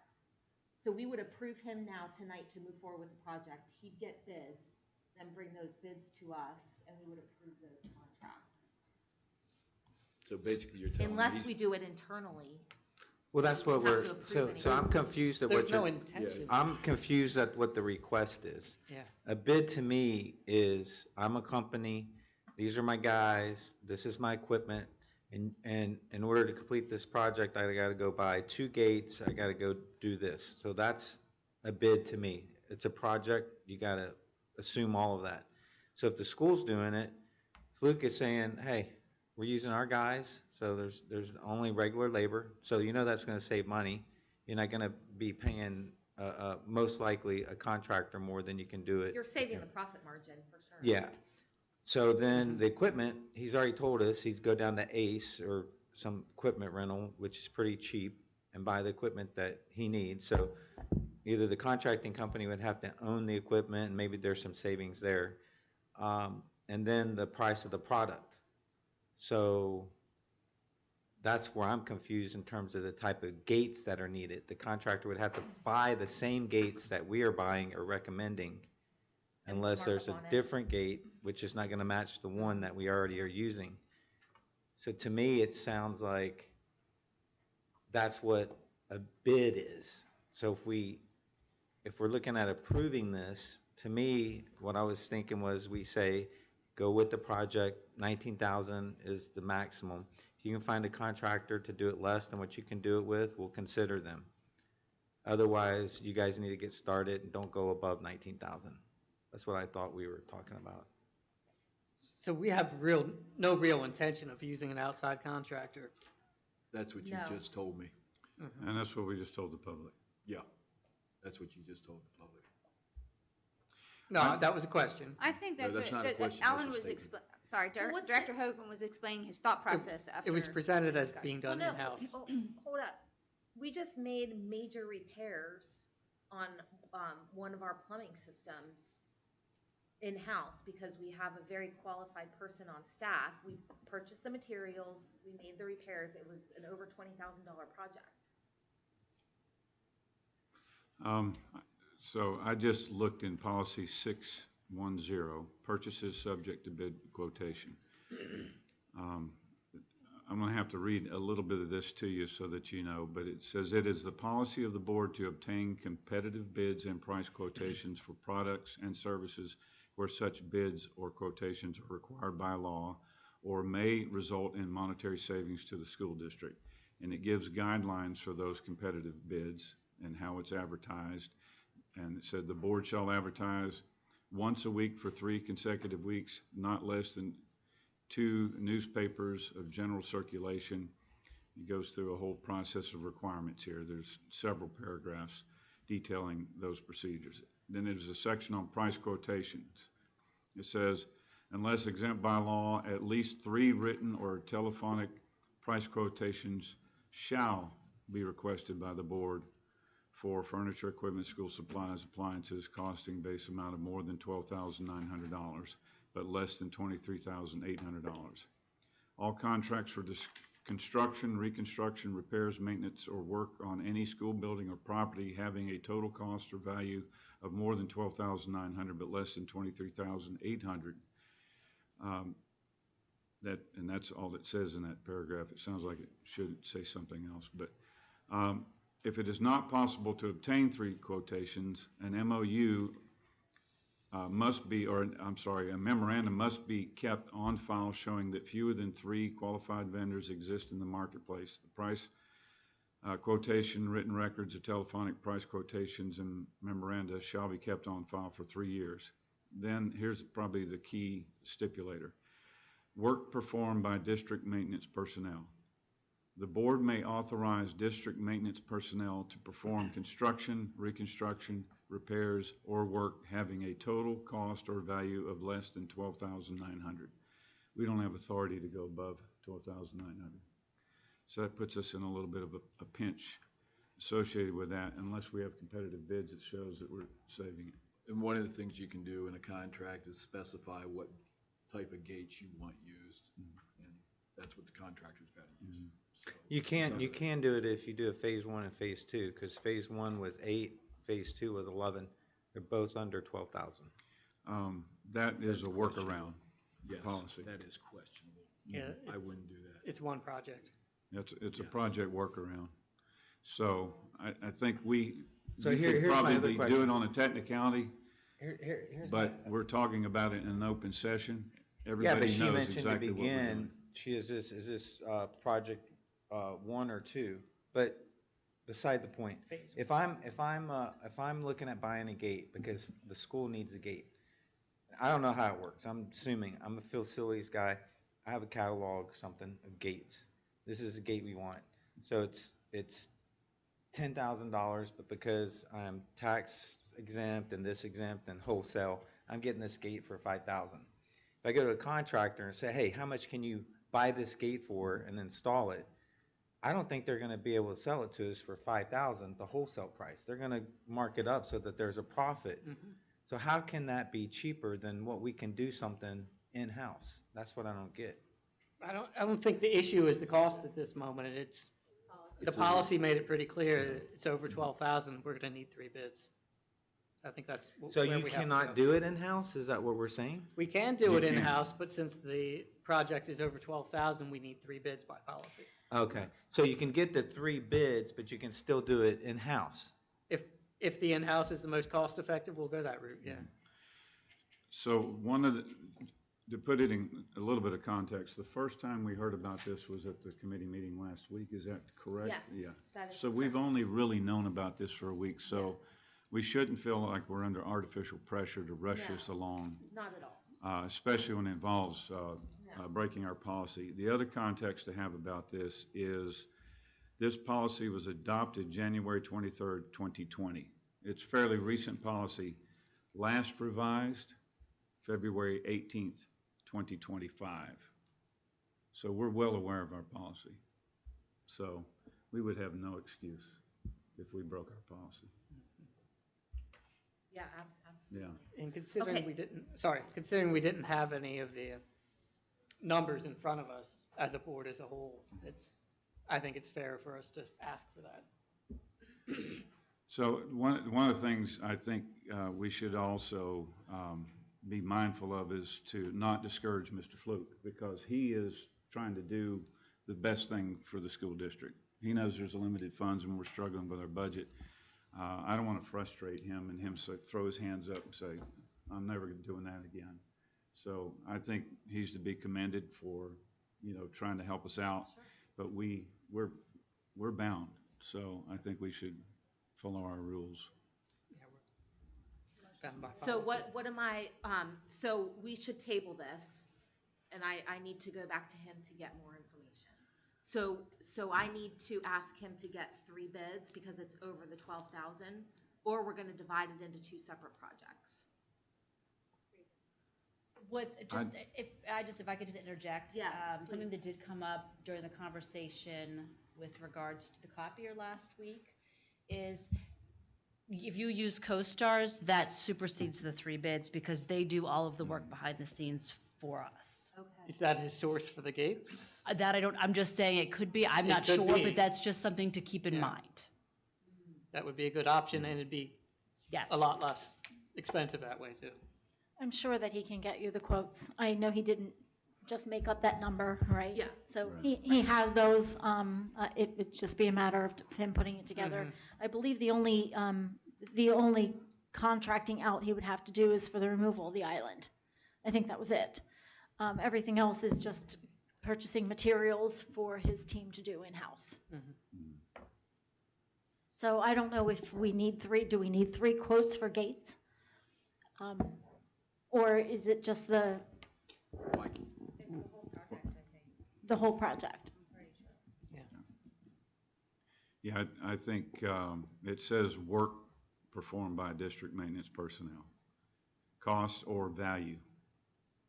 So it doesn't matter. He could have said we can do it for $1, but if the value of that is over $12,900, I think that's what we're looking at. I'll ask our solicitor. Yeah, no, everything you said, Zach. Okay. You said policy 610? Policy 610, right. So if I'm a contractor and I can't do it for sure under 19,000, and I know I can't beat the school's prices, so but you're asking me to do a contract, I'm either going to be like, nah, I'm not interested, or I'm going to say maybe I can, and then I have to, I'm sure there's time involved in figuring out the hours and understanding the project and the equipment, and you're adding all this stuff together, and then it's going to come up to be greater than what we can do it for. It's almost like, well, that's the third. Now that I know how Dover School District works, they're just doing it because they got policy. It's not really that, they know that they can save money, but it's policy that's driving this. They're not going to want to do another bid for us in the future.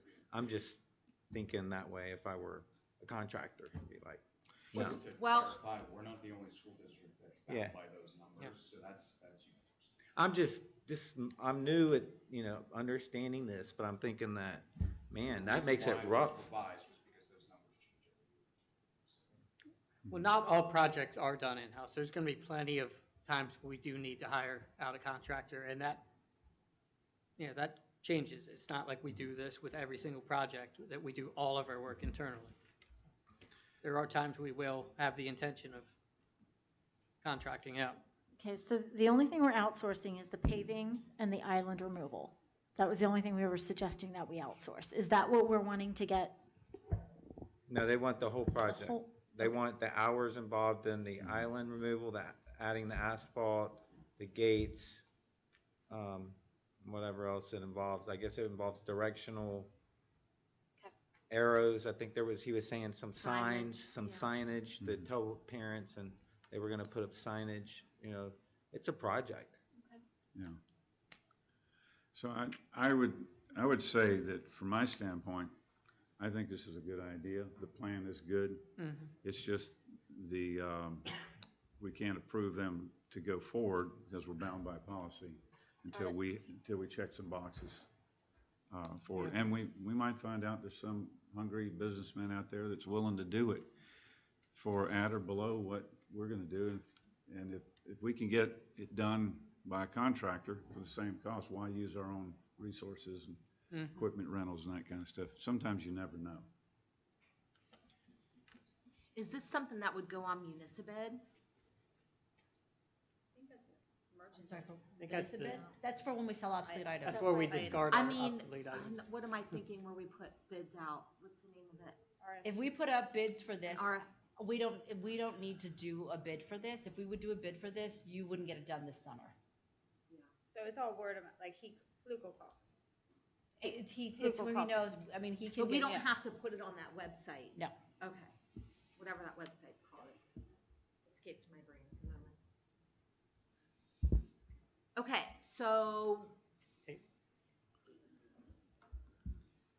Dr. Hauk, do you want to follow up with Mr. Fluke, or do you want me to follow up directly with him? I'll follow up with him. Okay, with what we need for the next committee meeting? Yes, and we'll loop you in.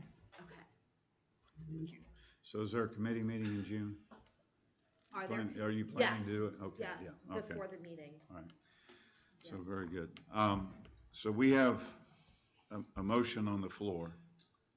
It needs to be dispensed. Director Wolverton. Are you telling me that you don't have to put this on the website for the general public, all contractors to see? No. Why? Because what I'm looking at is the idea, individual calls A, B, and C, and over here is D, E, and F, companies that can do this job, and they aren't called, and they don't know about it. What are their legal grounds to turn around and say, Dover School District, you didn't call us, and we're well within, say, 10 miles of this school district to do this job? That could be a legal issue right there. No, I don't. Can you please, can you explain to them legally? Oh my gosh, I'm sorry, Director Wolverton. I'm not the right guy to ask for that. I know, it's a Luckily, contracting lawyer's question, to be honest with you. I hear you, but, we all have different areas of Yeah. expertise. and- Oh, no, that's exactly that. But I'm saying, no, I worked for the Justice Department, did contracting for 10 years, and that would be one of the questions. Because if you are selectively calling companies and leaving others out, they have the right to take recourse on you because of the fact they weren't notified. So they certainly do. What those the merits of those, that's not my bailiwick. That, fortunately understand. for you, that's Ben Pratt's MO, so I would defer to him on that. It sounds like, I'm not gonna put an answer I'm not confident. And it sounds like we're gonna I'm just have- throwing this out I as hear a you. general I hear you. thing now. it sounds like we're going to have time to get you that answer. But if you read the policy says under price quotations, 3 written or telephonic price quotations if it is more than 12.9 and less than 23.8. So I'm having difficulty understanding your argument that we may be in some sort of legal dilemma. It's how the bid is put out, not how it's received. I think that the written or the telephonic is how it's received. Does that make sense? Does it say how? You where could it be has to involved in posted? discriminatory practices is what I'm getting at, because you're calling certain vendors and leaving other vendors out. That's what I'm concerned about. So the You policy, say written or through newspaper general circulation. so it says, under the section in policy 610, section competitive bids, when seeking competitive bids, the board shall advertise once a week for 3 weeks and not less than 2 newspapers of general circulation. We can advertise in more places than that, but I think that's to your point. That's to my point, because if you are selectively calling certain individuals and not allowing the general public the knowledge of that contract, that's where you can get into a legal ramification of them saying, I didn't have a chance to bid and do this job. If you have it in a public newspaper, that type of thing, or it basically is the same as the internet now compared to It's fair. type thing, then it's fair. But the That's my point. section you're referring to, President Conley, is dealing with purchase of a base amount of 23.8 or more. If you go to the next section of that policy, under price quotations, it says at least 3 written or telephonic price quotations shall be requested by the board, and that is for things that are 12.9 to 23.8. But it doesn't say how it needs to be requested. Does it say how, does it specify how it needs to be requested? Well, I'm reading at least 3 written or telephonic price quotations, and I'm reading that Mr. Fluke pick up the telephone and call Joe Schmo's shop down here and yeah, say, hey, verbally. And can I want a quote on doing this, this, and this. Well, why don't we have Dr. Hauk reach out to Mr. Pratt? And reach Yeah, out to Mr. I Fluke, think we need to get and I will legal. put it on the agenda for the committee meeting, and we'll find out.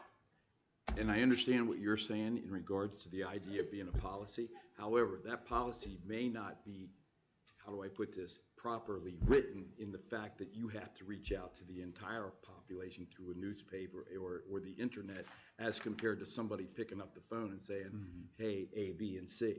That's my concern. Yeah. The policy itself may just be a poorly worded issue at that point. Yeah, and that might be a policy that was given out through PSBA. Likely was. So that would be something that would apply everywhere as well. Is that exact language? If it was prior to them putting copyrights on it, because there's no PSBA copyright okay? on this. Okay. So it was either amended, when this was revised February 18th of 2025, I'd have to go back and see if we took action to revise it. It's possible that we did, and that's a reset there.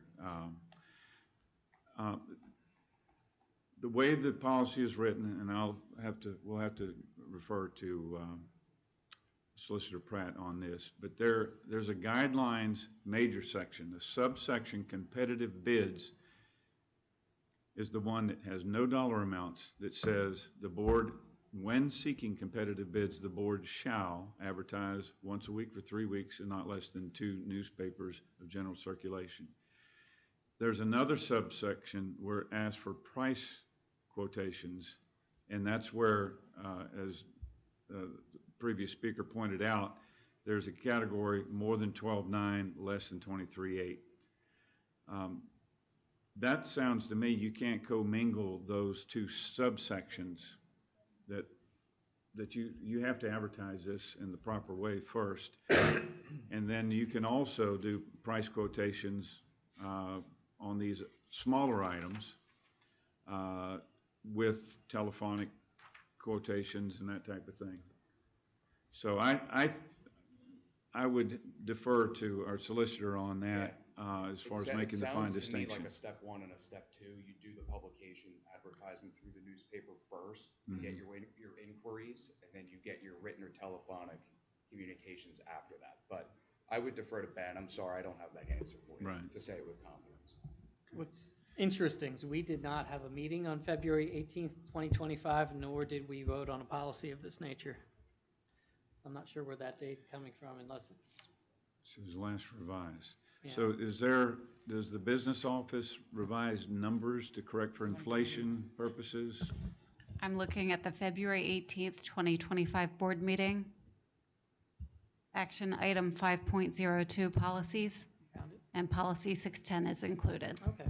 Very well, thank you for that. Thank you. I didn't see that. Okay, so we have current policy. It sounds like to me, especially when you're dealing with this kind of thing, we don't want to create liability by violating our own policy. Yeah. So my recommendation for the board for consideration is the motion is on the floor now. We can dispense with the motion by disapproving it, but still communicating that we would like to proceed with the plan, but we're going to have to do it according to policy. We can't just do it by giving a thumbs up by approving the motion and then them proceed without complying with the competitive process required in the bid, in the policy. Does that make sense? Because I really don't want to discourage Mr. Fluke, because I think he's trying to help us out here, and he's certainly done that in the past. We may have, erred in the past. I don't know that we did. I do want to put one more qualification in here that this policy states. The board, and this is a single sentence paragraph, the board prohibits, which is strong language, the practice of splitting purchases to avoid advertising or bidding requirements. So we don't want to parse it and get ourselves in a bind. So, okay. So the motion is on the floor. We're going to need to dispense with it. At this point, I would recommend that we disapprove the motion, and that will bring it right back down. We'll do a quick reset administratively. This will come back to us. Does that make sense? All right, is there any further discussion? All right, Mrs. Almond, will you please call the vote?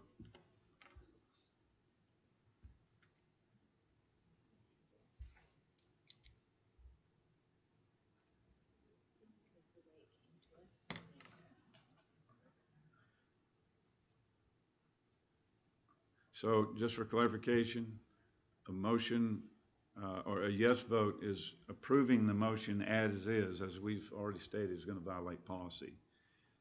Voting no will stop the current action, and that'll be the end of this motion. But we can still communicate that we like the plan, we just need to go forward. Why wouldn't we with the table it policy. like We could table it. We could table I it. think that might be a It's going to have to sign come back either way. Either way.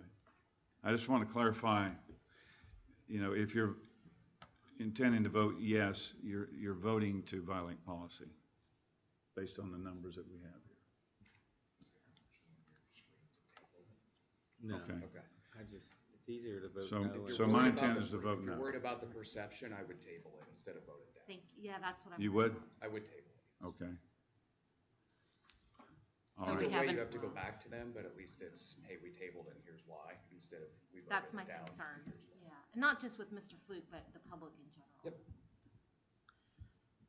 Okay, so hold on a And second. we've tabled many, many agenda items in the past.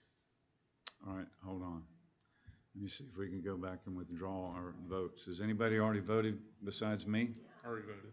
I already voted. I did as well. Everyone voted, Everyone voted. Okay. and it failed. Okay. The motion failed? Everyone voted no, 9 no. Okay, so the motion fails, okay. All right. So it's easy to bring it back. Unless, It's not the end of the world. yeah. Yeah, I don't think there's too big of a perception I'm sure he problem. knows exactly what. They're gonna- Yeah, he knows what our intent is, yeah. They just say they found policy that we have to get 3 quotes. Yeah, That's because in of the cost. story. Yeah.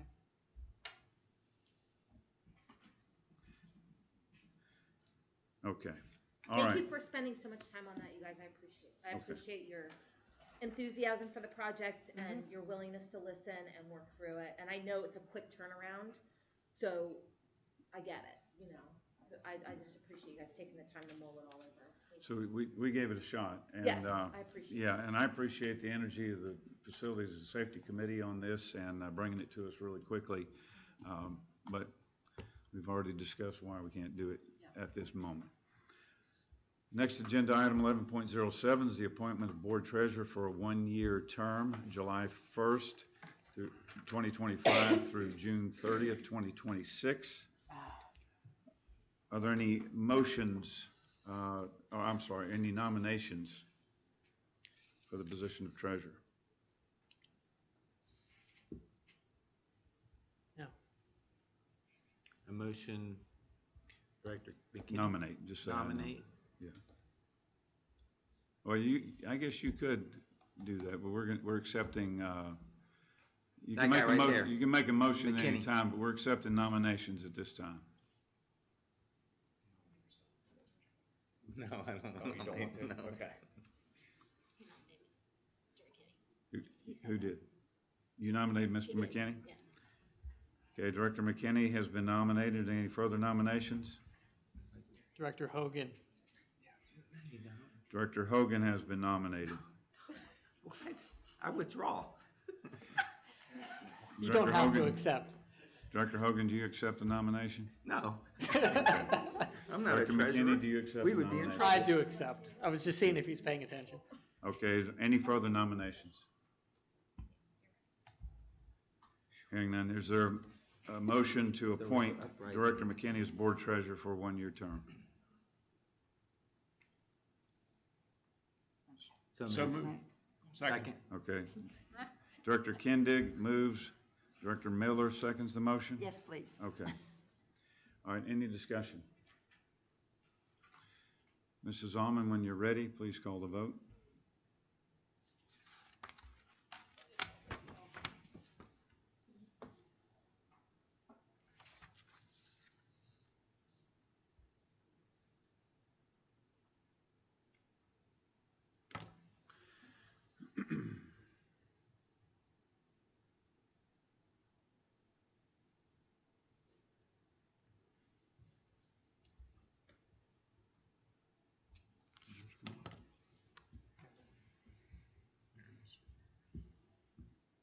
Motion to approve the appointment of Director McKinney as board treasurer for a one-year term.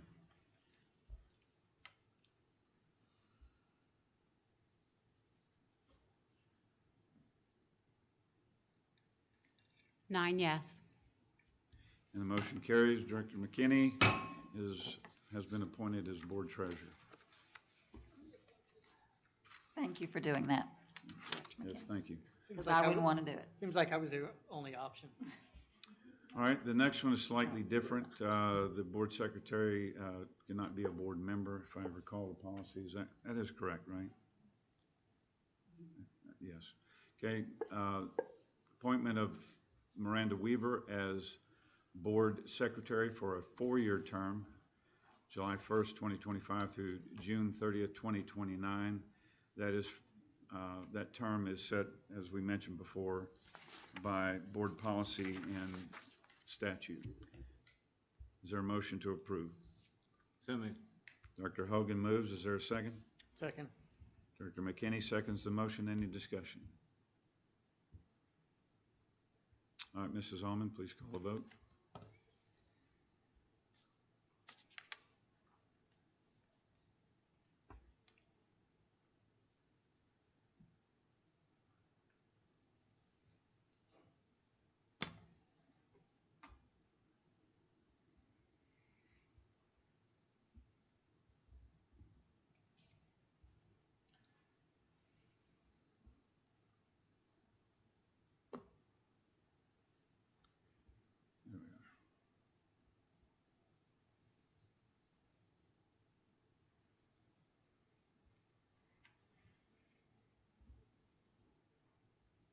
There we are. Director Conley, were you able to vote? It says I voted yes.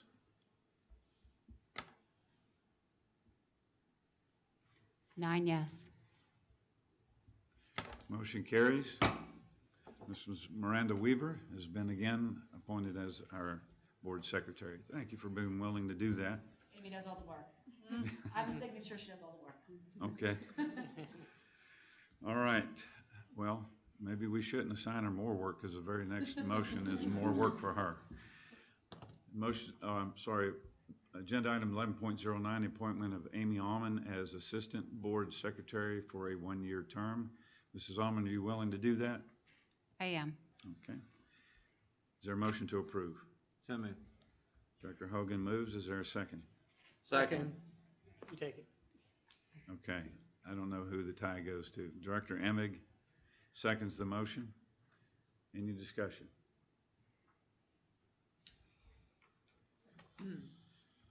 I will just say this, that I think Mrs. Almond does an exceptional job. She's very patient, highly professional. Mrs. Almond, please Thank call you. the vote.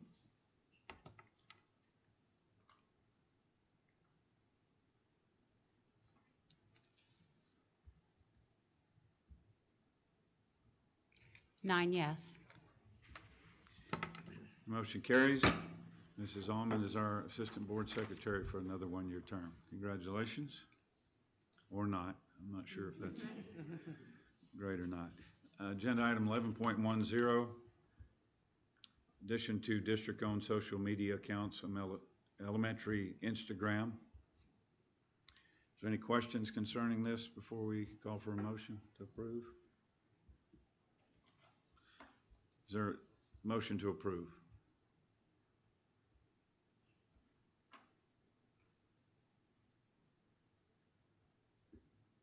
I'll make a motion to approve 11.10.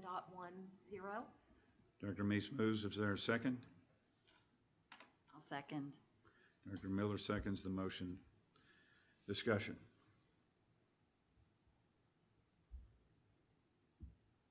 Was this on our agenda last week? Mm-hmm.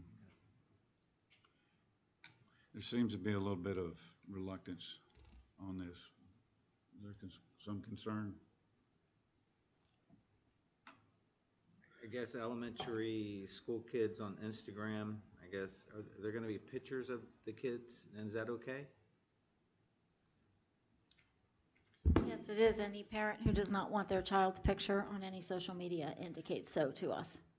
And those children would not be included. And again, the principal is the only one who has any ability to post.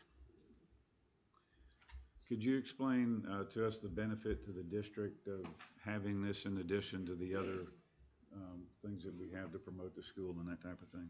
Well, I think you said it, it allows us to promote the school.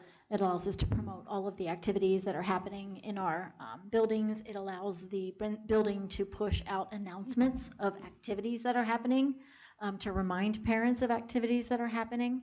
And it's an opportunity to acknowledge the achievements of our kids, our teachers. I know a lot of schools use it to promote their teachers and promote their schools. So rather than having everybody send everything to Mr. Perkins, who has 3 titles, they would be able to post it themselves.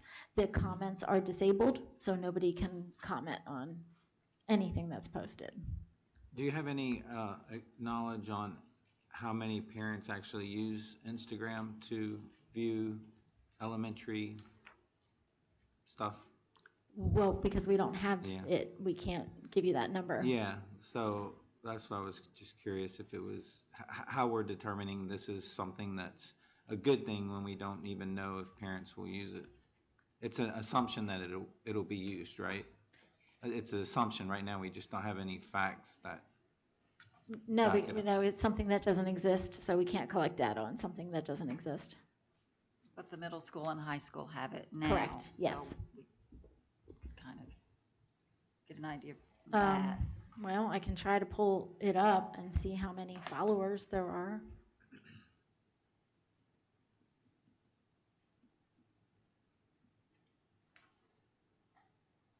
I gotta search for it. And I have to spell it right, too. Perhaps. So Dover High School has 2,615 followers and has made 2,368 posts. How many followers?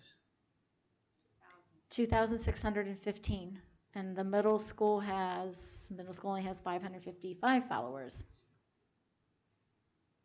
And those are mostly probably the students themselves, right? I wouldn't know how to tell.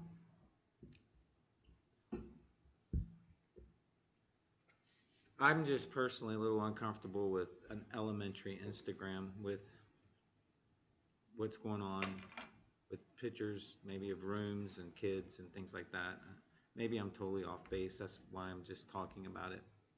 If someone else has a different opinion. Well, I know that so one of my employees has a middle school child, and she uses Instagram a lot for events and like updates and stuff, and like the school calendar. So she really enjoys the posts The for parent? the middle school. The parent? A parent, yep. Not that they don't get the information from emails as well, but it seems. But it's that's when more they're readily scrolling through their own social media accounts, Yeah. which people tend to do, and then your kid's school pops up among all of the other stuff that you're getting. It's just another way. Whereas, the email, some people don't check their email as often as they check their social media.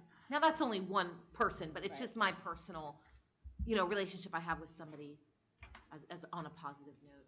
I mean, we are, trying hard to promote our school. We're trying hard to correct some of the misinformation that's out there. We're trying to help people, the community, to see the amazing things that we're doing in our schools. Yeah. I want to use every vehicle I possibly can to get the word out of what's going on in our buildings, the good things that are going on. I think it's a positive thing. Yeah, sorry to press a little bit, but like as a teacher, I don't believe you can take pictures of your classroom and have those distributed through social media, right? You can, as long as you don't have any students that have parents who said you can't. So is there, and I'm just pushing it a little bit, is there any type of maybe security issue where like you're taking a picture of a window in a classroom and it gives away information that could be used negatively or something to that effect, or paperwork on a desktop that has, something? I just know like where, I used to work, we weren't allowed to take pictures of anything in our cubicle or anything. I know this is a little different. We do want Probably to, proprietary. yeah, well, we do want to promote our kids. I'm just, Well, Director Hogan, do you know it's just the principal that can post? So. Yeah, teachers it's just won't be one able to person, post. so we would have to entrust that individual to to proofread pictures, so to speak. Mhm. And it's being done already in the middle school and the high school. yeah, I know, I'm not okay with We've the middle never school and seen high it. school. I'm totally fine with that. It's just that at the elementary level, Instagram, social media, should they even be, on it at that level? But parents are okay. Yeah, parents, But right. kids, going through all that, I don't know. That's just. I thought President Conley brought up a good point last week as far as asking how, like, is there a checklist for the principal as he's getting ready to post this? Is he checking for things? So maybe that would be good for the principals to kind of get together and just kind of, have a discussion. Like, should we say, okay, let's look at the picture, make sure there's none of this, and this before we post? Just a quick scan through and say, yep, we feel confident, we can put this out. And that way it's not just a fly by night, like see that, that kind of thing where things are accidentally posted and then have to be taken back down because somebody saw something. Sure, you can do that. Yeah.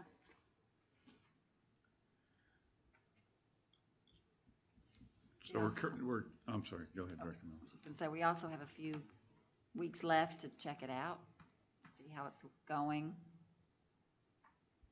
Give us an idea of how much it's being used. I mean, I don't know how much. Well, I can't promise you it's even going to be launched. We have 7 days of As school I left. said that, I thought, Yeah. maybe not, but We only yeah. have 7 days of Sorry. school. You think, yeah. Instagram, I'm thinking, yeah, right. Sorry, you're right. Instagram, you think, Yeah. snap your fingers Right, out. do it. Let's go. Yeah, sorry. I thought that's what Insta meant, right? Yeah, I'm not sure how much we'll get done in 7 days.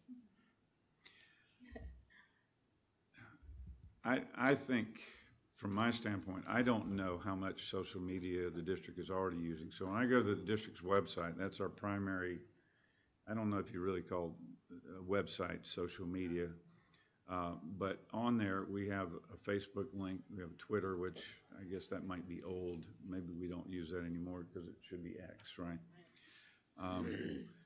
I don't know how many social media programs we already use, because I don't even. I think I don't it's know if I think Twitter it's can- limited to Facebook and Instagram. I don't. Those are the only Now, two. keep in mind that a student can put anything they want. Like a student can start. If they belong to a club, there's nothing preventing a student who belongs to the, I don't know, chess club, from creating a chess club Facebook page. So understand that. I'm just talking about the ones that are coming directly from the district. So, and all we have are Facebook and Instagram.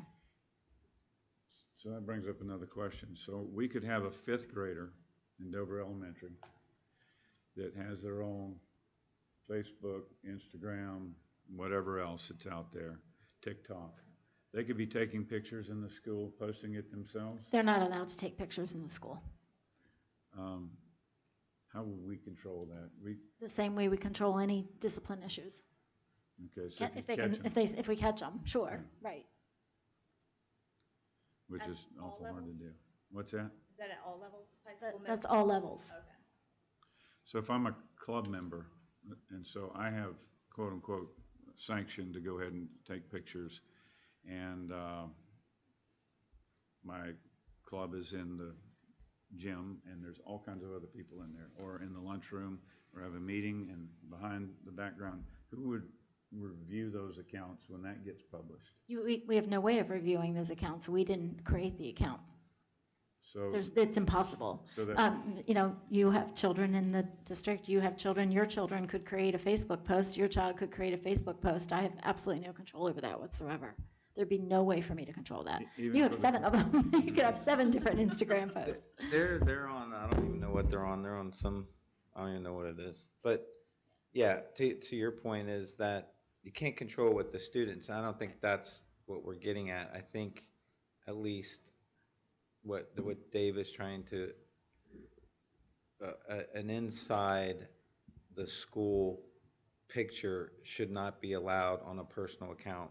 That can be controlled by some type of policy. I'm sure there's one, right? There is a cell phone use policy. You can't take pictures, so that's the extent of it not being allowed is a policy, that it should not be done. If it's being done, it's being done in violation, Correct. yeah. So if I have, let's say the cheerleaders are out at the football game, and I got a bunch of kids that run up to them, we want to do a quick pose, somebody takes a picture, posts something online, we have no control of that. Well, they're allowed to do it at a football game. Yeah, that's not inside it's inside the school, right?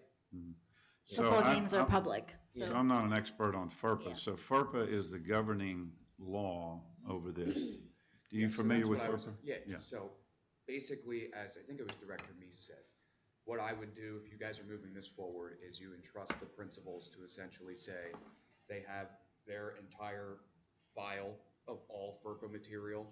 They take a picture, say you're all the students. They can't just post it right away, right? That would be a lack of due diligence on their part. They'd have to go and say, okay, this student's parents didn't opt out, so we have to blur that person's face. This student's parents did opt out. We can have that person in the picture. And I think you mentioned something about, seeing a piece of paper on the desk. They'd go through that and see if that information was either opted out or if it was directory information. If it's directory information, that stuff can be posted with no liability. That's no issue. So your principals will be going through this with a fine-tooth comb. At least they should be, because that's where the liability falls on the district. If a student does it, yes, it represents the district, but we go through our general discipline mechanisms to take care of that. So your recommendation legally is we're on sound, safe ground. I would have moving no this. issue with it moving forward. Obviously, I'm neutral and have no recommendation one way or the other, but if you do move forward, I'm confident Dr. Hauk would have your principals probably team up with the middle school and high school principals as well over the summer to say, how are you doing this? But it should be done, again, with a fine-tooth comb to make sure that what we're putting out there is not personally identifiable information for families who didn't opt into that. Okay, I appreciate that. Yes. Any questions for our solicitor? You can ask me about FERPA, just don't ask me about competitive. So one of the things, when we went through the superintendent selection process, we wanted better community relations. And I think Dr. Hauk is saying that this is going to help us enhance our image, community relations, maybe be some form of convenience for getting notifications and that kind of stuff. I've got grandkids, and finding out when their kindergarten stuff is going to happen, or first grade, second grade, stuff like that, it gets swamped in email, so the parents can't even keep up with 10,000 emails because it covers the high school and everything. So they get used to not reading their email. They don't even know when kindergarten graduation is going to happen or whatever it is. So will this help that? So if they're having something here, parents, okay. I think that could be a good thing. In general, I don't like social media. I don't really use it that much. It's done something to our society that I'm not in favor of. And I think it's hard to get our finger on it. But if we're going to attack that problem, we should probably get rid of all social media, because I don't think that's platform dependent. So until we're ready to take that step, I'm ready to go ahead and approve this particular motion because it's just another platform. Now, if somebody wants to bring a motion to eliminate all use of social media in the school, I may give that consideration, because I think that might deal with, a larger problem of the impact. So I know that sounds laughable, I guess, but We can't change the times, we have to change with the times. So I move that we add Instagram to the elementary social media account. We already have a motion and a second Oh, on the okay. table, so So it's can just a we- vote now. Thanks for correcting me. Yeah. I was trying to push it. That's what I'm here for. That was a Point- while ago. point well taken. Yeah, that was 45 minutes ago. Yeah. All right, so is there any further discussion? No. Should've said All right, Ms. Allman. ready to vote? All right, Mrs. Allman, please call the vote.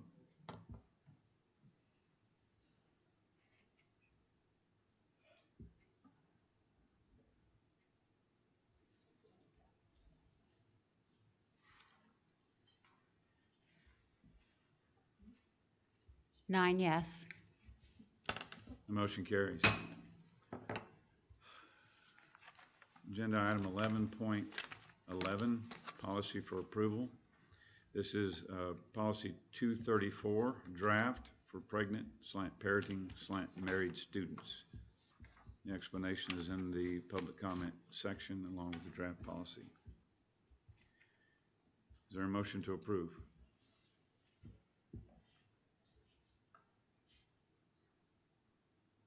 I make a motion to approve. Dr. Kindig moves. Is there a second? Second. Dr. Hogan seconds the motion. Is there any discussion? Okay. Yeah, I thought you were moving it closer. No. All right, Mrs. Allman, please call the vote.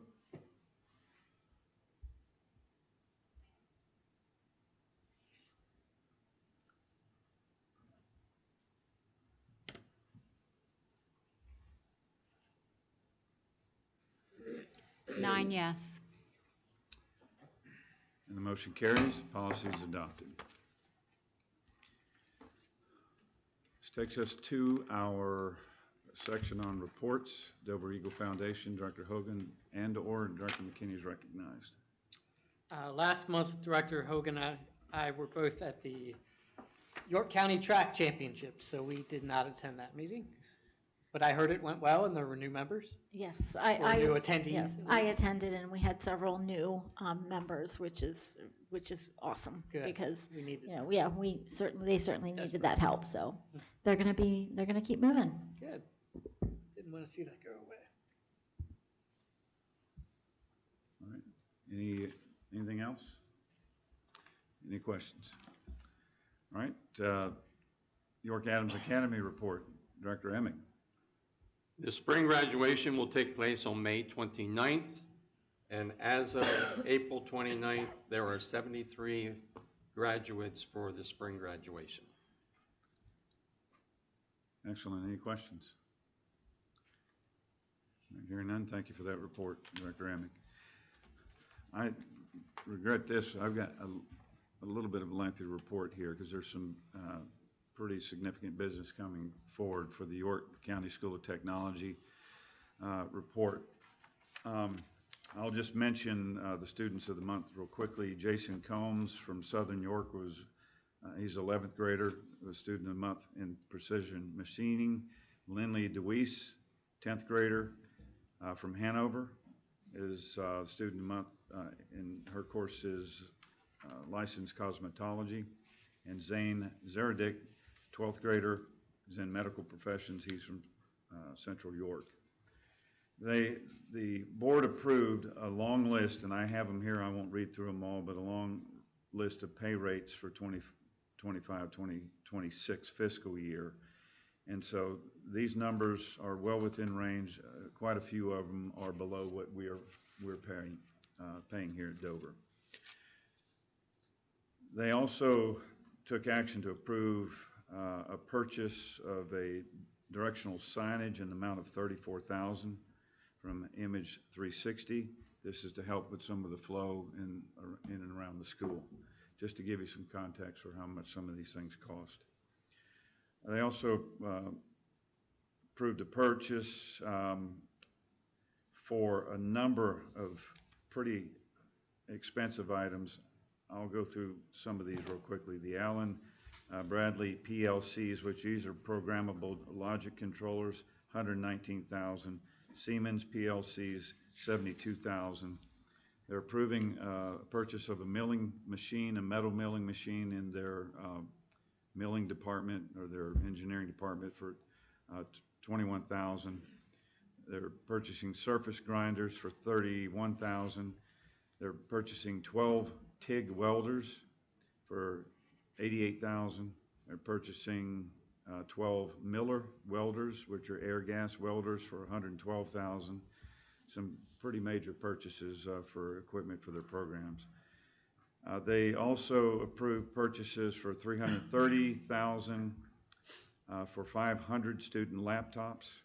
They approved purchases for 65 staff computers for $104,000. They approved the policy 226 searches, which we recently referred to in one of our previous deliberations. They had some custom language in that, and I've got the custom language here.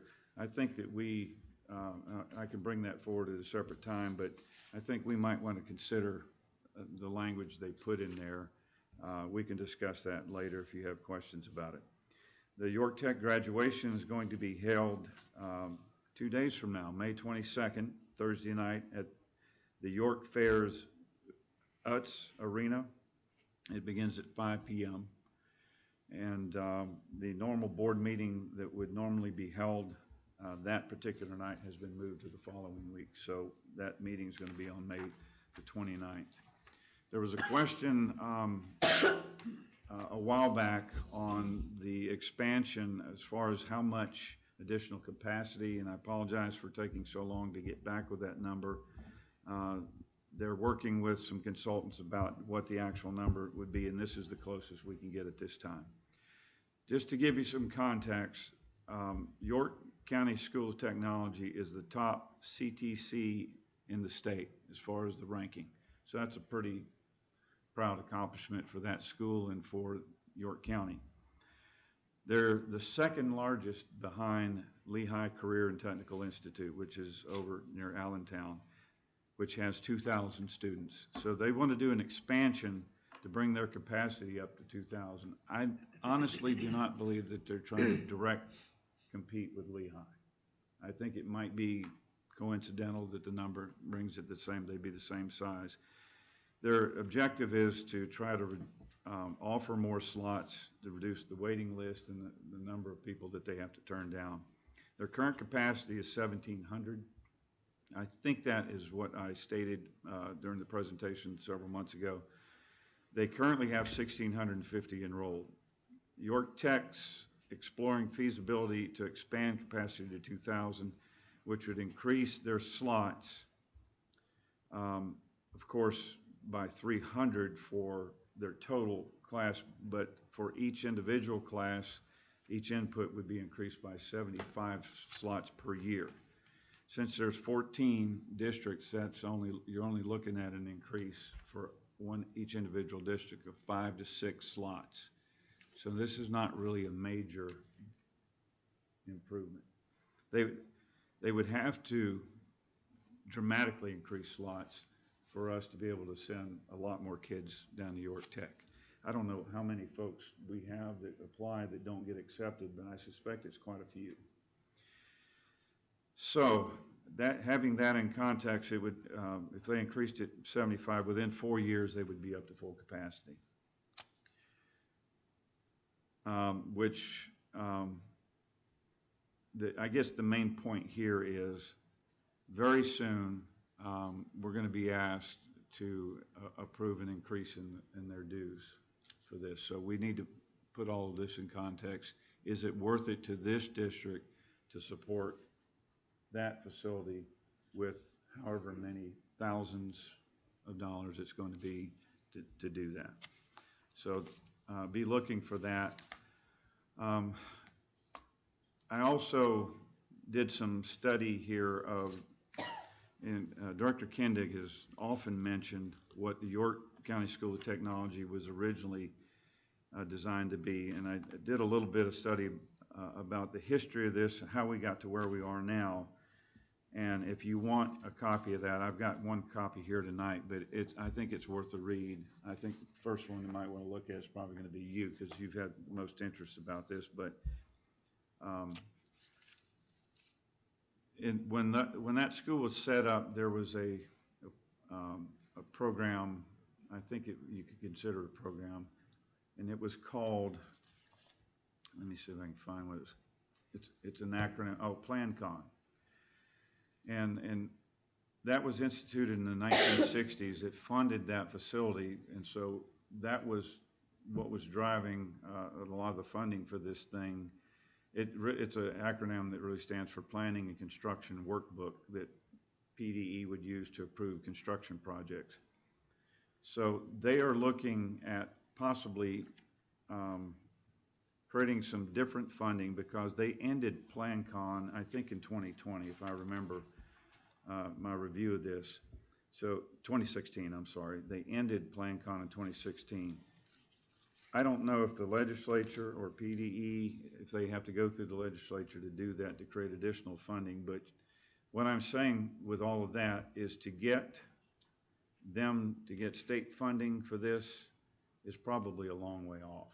So that any improvements that they face is going to come out of our collective school budgets. So anyway, I apologize for the length of that, but just in the context of we're going to be facing very soon, I think we needed to know that. Any questions? All right, LIU report, Director Miller.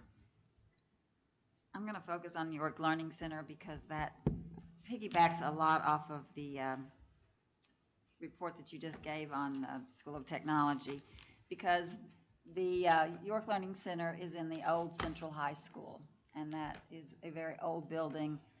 It currently is not practical for the type of students that are there, and so they are looking at possibly joining with the technology as they, or School of Technology as they expand. They looked at that and have determined that doesn't work. So now they've come back and had an architect look at can they modify their building and also build. And so that is currently, seems to be the plan. They did approve, and I sent out Google Slides of their presentation if you have a chance to look at that. So currently there is an RFP for an architect to look at making those changes. There's already a gym there. There's already some facilities, and they're hoping that they can use those and rent out to make some money. But I've been saying for several months now, you know, we pay $67,250 for sending students there. I think that possibly in a couple of years is going to be affected because they are looking to build. It looks, to me, it looks like a really good plan because it's going to be just what those students need and not getting rid of that beautiful building. If you've ever been in there, there's a beautiful fireplace, there's beautiful wooden doors, and they're thinking about how can they keep those, keep the integrity of that infrastructure that's just really beautiful, and then making a wonderful facility for students with many different needs. So stay tuned. That's all I know right now. And I've been asked to do an executive session on the Google Docs, so I'll be talking to Dr. Houck and President Conley about that eventually. So that's it. Stay tuned. More to come. Thank you. Any questions for Director Miller? All right, thank you, Director Miller. Director Whitman for our legislative report. Yeah, I'm not going to go into the deep discussion over this budget, but they are they're talking about how there was an independent fiscal office analysis done on Shapira's budget, and so there's just a big fight going on about whether or not this budget is will even get voted on anytime soon. I think it's going to get drawn out all summer, and they're saying that with his projections, the families in Pennsylvania will have an estimated tax hike of about almost $2,000 because looks like he's counting on tax revenue or revenue coming in from things that haven't even passed through the House yet. And I'm not going to go into what those things are. So I just think that there's a lot of question marks around this budget this year, and obviously we had discussed what education might get out of that budget. I don't know that we can count on that, and so that's all I have for now. We're just going to continue to follow what's happening with that process. Okay, thank you for that, Director Whitmer. Any questions? Did you say $2,000 per household? So it says the budget that he is presenting would give us a $4.8 billion deficit, which is not funded, and that it would equate to an estimated $1,900 tax hike for every family of 4 in the Commonwealth. And of course, that's an estimate based on how he has, incorporated all his findings of what he wanted to put in there, but it's being fought, so. You said 4.8 billion deficit. Mm-hmm. So what if you have 8 in your household? Does it double? That could be bad. That could be bad for me.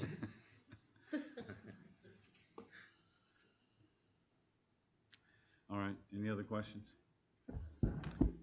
Thank you, Director Whitmer. ICDC, Dr. Wolverton. Yes, mainly we discussed the welcome board that's going to be put up in the Grandview Golf Course again, down coming into Dover Township. Other than that, we had no major issues really that we discussed. Okay, thank you. Any questions for Director Wolverton? Thank you, Director Wolverton. PSBA report, Director Meese. The only thing that I want to talk about are just a reminder to check out your My PSBA to see what training is available. So if you guys have some free time this summer, or you're sitting on the beach and you want to train on some stuff. These are great ideas. There is a webinar series on building bridges,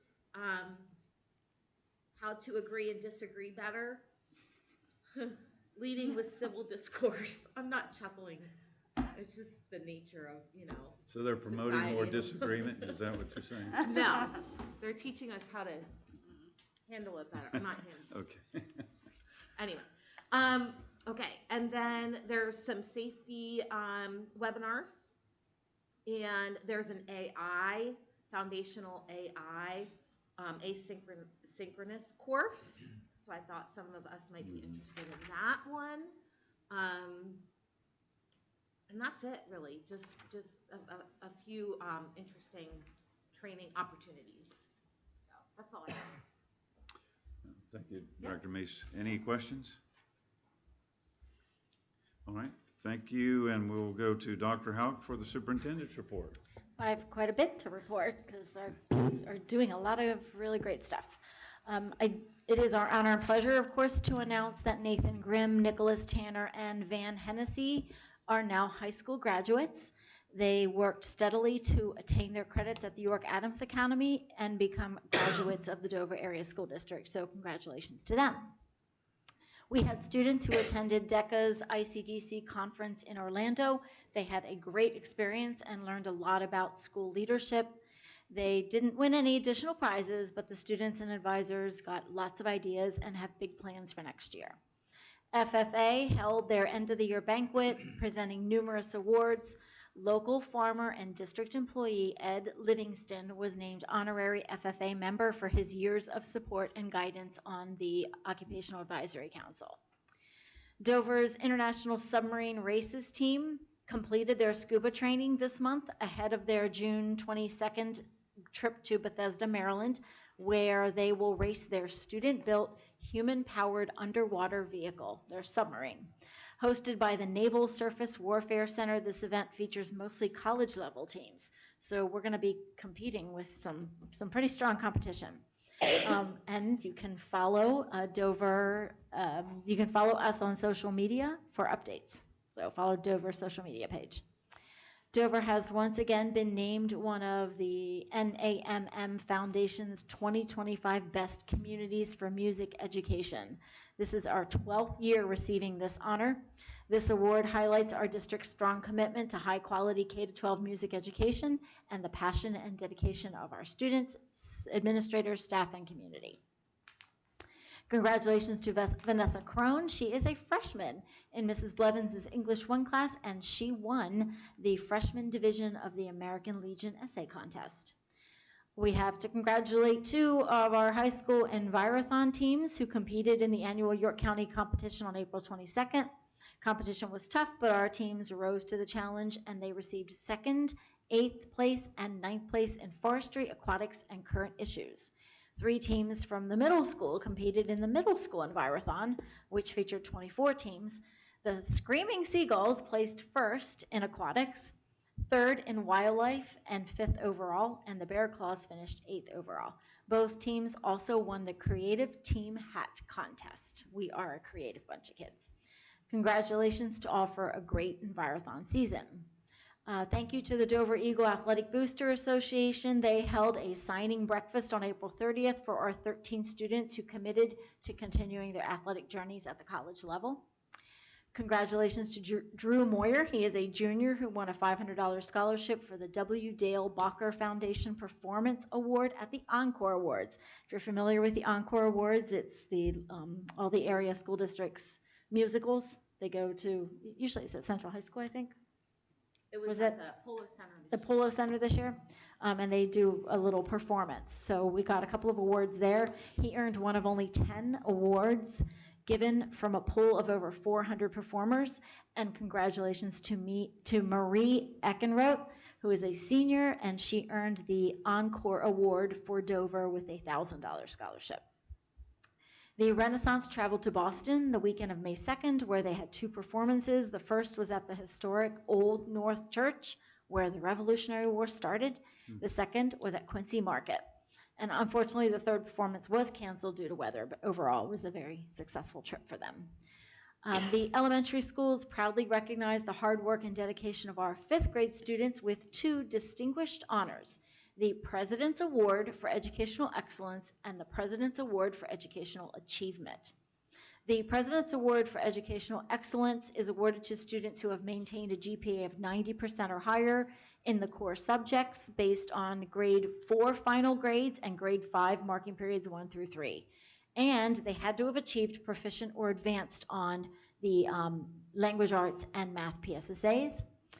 And the Presidential Award for Educational Achievement honors approximately 10% of the grade level cohort, students who have shown outstanding growth, effort, or subject-specific success, even if they didn't quite meet the criteria for the educational excellence. This year, we proudly celebrated 52 students who received the President's Award for Educational Excellence and 25 who earned the President's Award for Educational Achievement. On May 6th, Live Elementary 1st and 2nd graders took part in a statewide STEM challenge through Discovery Ed's Remake Learning Days. They learned a lot about the green salamander, and they worked in teams to design solutions to help save it. The project reinforced key PA career-ready skills like planning, teamwork, and problem solving. Live Elementary School received recognition from the PA Department of Ed as a career-ready backpack challenge winner for having over 100 students participate in the challenge. Live is only one of 13 schools in Pennsylvania to win this award. Congratulations to Caleb Hogan for his nomination as Game Time PA Male Athlete of the Week for the week of April 7th through the 12th. Caleb, who is unfortunately a senior member of the Dover track and field team, won the 600 meters in 4 minutes, 32.34 seconds in the Arctic Blast Invitational at Northern York High School on April 12th. And congratulations to Declan Lawler. He was also nominated as Game Time PA's Male Athlete of the Week for April 14th to the 19th. Declan, also a senior member of the Dover varsity baseball team. He went 4 for 5 with a double, a home run, 2 runs scored, 2 RBIs in games against Dallastown and Susquehannock. Congratulations to Piper DeHaas for her nomination as Game Time PA Female Athlete of the Week for April 28th. She is a junior member of the girls lacrosse team, scored 2 goals to go with 5 ground balls, 5 caused turnovers, and 10 draw controls. I don't know what a draw control is. In a loss to Dallastown. She scored her 100th career goal during this game. The boys lacrosse team was selected as the recipient of the 2025 Spring YAIAA Sportsmanship Award for boys lacrosse. I think that's the 3rd or 4th sportsmanship award we've gotten this year. So we have great kids who show great sportsmanship. It's an outstanding recognition because they were selected by the coaches of YAIAA League. And congratulations to the following track and field student athletes who qualified for the PIAA District 3 Track and Field Championship at Shippensburg: Tessa Comenia, Sebastian Fontecoba, Caleb Hogan, Eva Mavula, It's my neighbor. Kyrie Spala, Natalie Young, and Melanie Toman. And Melanie has qualified to compete in the PIAA State Track and Field Championship, so the state championship. held at Shippensburg University on Friday. So we wish her the best of luck. Let's see, last week we had some alumni. Gemma Galligani, who was a class of 2023, ran her fastest time in the 100-meter hurdles for the Buffalo Bills track and field team, and which puts her in the all-time top 10 fastest 100-meter hurdle times. And graduate Nina Maynard was named Rookie of the Year for the 2025 CACC Women's Lacrosse season.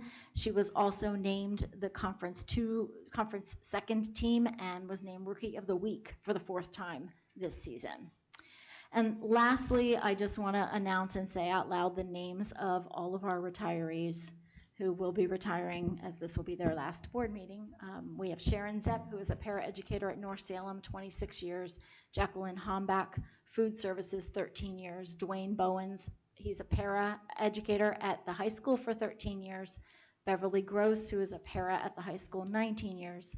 Nadine Becker, a building aide at Weigelstown, 5 years.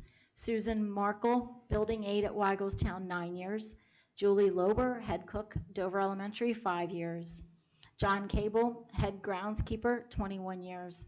Sue Moody, custodian, high school, 27 years. Teresa Dahl, 4th grade at Libe, 41 years. Yeah, wow is right. Kent James, English teacher at the high school, 34 years. Mark Miller, school counselor at the high school, 34 years. Laura Nasmack, 33 years at the middle school special education. Jamie Jackson, middle school librarian, 31 years. And Patricia Cote, English teacher at the middle school for 22 years. So we wish them the very best of luck, health, and a wonderful retirement. And that is all. Excellent. It's a long report, a lot going on. There's a lot going on in the spring, for sure. So basically, you don't have any time to do anything, I just write this thing all week long. Yeah, it's been a busy couple of weeks, that's for sure. Yeah, I can imagine. Any questions for Dr. Houck? All right, thank you for that report. Second public comment period is now open. Anyone seeking to make public comment? Seeing none, the public comment period is closed. Comments and observations from board members. We'll start with Director Wolverton. I almost called you doctor, so that was pretty it's nice. my son. Yes, I know Dr. Houck and her staff work hard to promote the school district. Unfortunately, today I had to intervene with an individual who actually was telling people that we have cat litter boxes in our school district. Can I go publicly state for the record, there are not, have never been, will never be cat litter boxes in our school district. So thank you for telling me. Yes, and I can assure you that I engaged that individual, most Ricky Tick, at that point. So that's all I have. Okay, thank you. Director I Wolverton. have nothing. Director Meese? I don't have anything. Very good. Director McKinney? Let's see, sports are over, so I have more free time now. A lot more free time. Yeah, I know there is a jazz concert upcoming, so everybody get out to that. The jazz band will also be playing in York City at the Cherry Lane. Yep, for about 10 songs, I believe they're doing a 10-song set. Forgive me, I don't recall the date, but that is Thursday. All right, that's coming up. So if you're in York City around lunchtime, check that out. It's right by Central Market. Wish I still worked downtown. Also, I'm going to encourage students, if you are looking for a sport, try cross country. They're looking for more. There's a lot of kids graduating that their spots need filled, so give that a try. It's fulfilling, it's challenging, but it's fulfilling once you achieve better and better at each run. Very good. That's it. All right, thank you. Dr. Houck? No. Nothing? Nothing. Okay. Dr. Kindig? I have nothing. Okay. Director Emmett? My wife and I had the pleasure to attend the spring band concert and the spring choral concert. The students did an outstanding job, and congratulations to Ms. Roberts and Mr. Guardanito for an outstanding job for both of those, the band and the choral. Very nice, thank you. Director Miller? Congratulations to all the retirees. They're going to love life as a retiree. Not that they didn't love being at the school district. I'm not saying that, but retirement is awesome. I highly recommend it. And also graduation, all those people that are going to be graduating, congratulations to you. And we'll see you on the stage. Thank you. Dr. Hogan? I have nothing. Okay. Mr. Lewis, you have anything? Sure. I would just express my appreciation to this group, not only for the constructive and productive conversations you guys have amongst each other, but entrusting me to be here on behalf of Ben when he can't make it, and at least faking it, if not actively listening when I talk and try to help you to the best of my abilities. But I do appreciate it. More importantly, Ben sends his best, and he'll be here in June. So, thanks. Thank you for your patience. Yes. Sure. Thank you for that. This is, we don't normally do this, but since you folks were nominated for your positions, do you have any comments or observations, either one of you? No comment. None? Okay. Thank you, Ben. All right. For those of you, I'm assuming you saw the message as a reminder again about the RSVP and for graduation. If you haven't done that, I encourage you to do that. I was just thinking, what a year Director Hogan's son has had this year. I mean, as a parent, it's got to be phenomenal. But I wonder what it's like for him to get all this attention. But congratulations to him. He's earned it. Yeah. All I know is the teachers like him, and if the teachers like him, then I like him too. Your wife did a great job with him.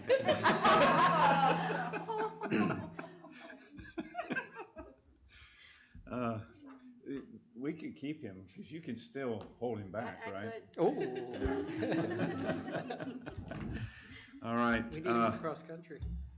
So for future meetings, the June meeting, it's advertised in here that our next meeting is June 17th. As I explained, in order for us to approve the final budget, that preliminary budget has to be out for 30 days.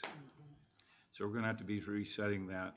I guess I'll circulate, I'll coordinate with the district and see what's best for them, circulate the date and make sure there's no conflicts or anything like that. But I am assuming, I'll have to go count the days here, but I'm assuming June 19th would be 30 days since there's 31 days in May.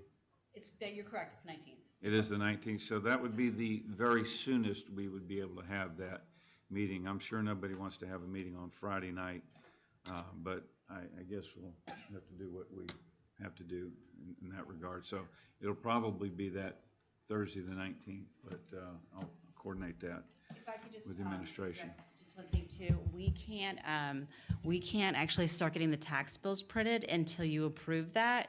So I would recommend the sooner the later. Like, so I would recommend probably pushing it to that Sooner the Thursday. better? Yeah, that's what I meant. Sooner the Yeah, better. Yeah, sooner the better because it makes it impossible to get the tax bills out on time, I understand. which means we lose revenue. Okay. Yeah, it's not good either, is it? Mm-mm. I don't care how long it takes to get the tax bills out. Personally. You can wait as long as you want. All right.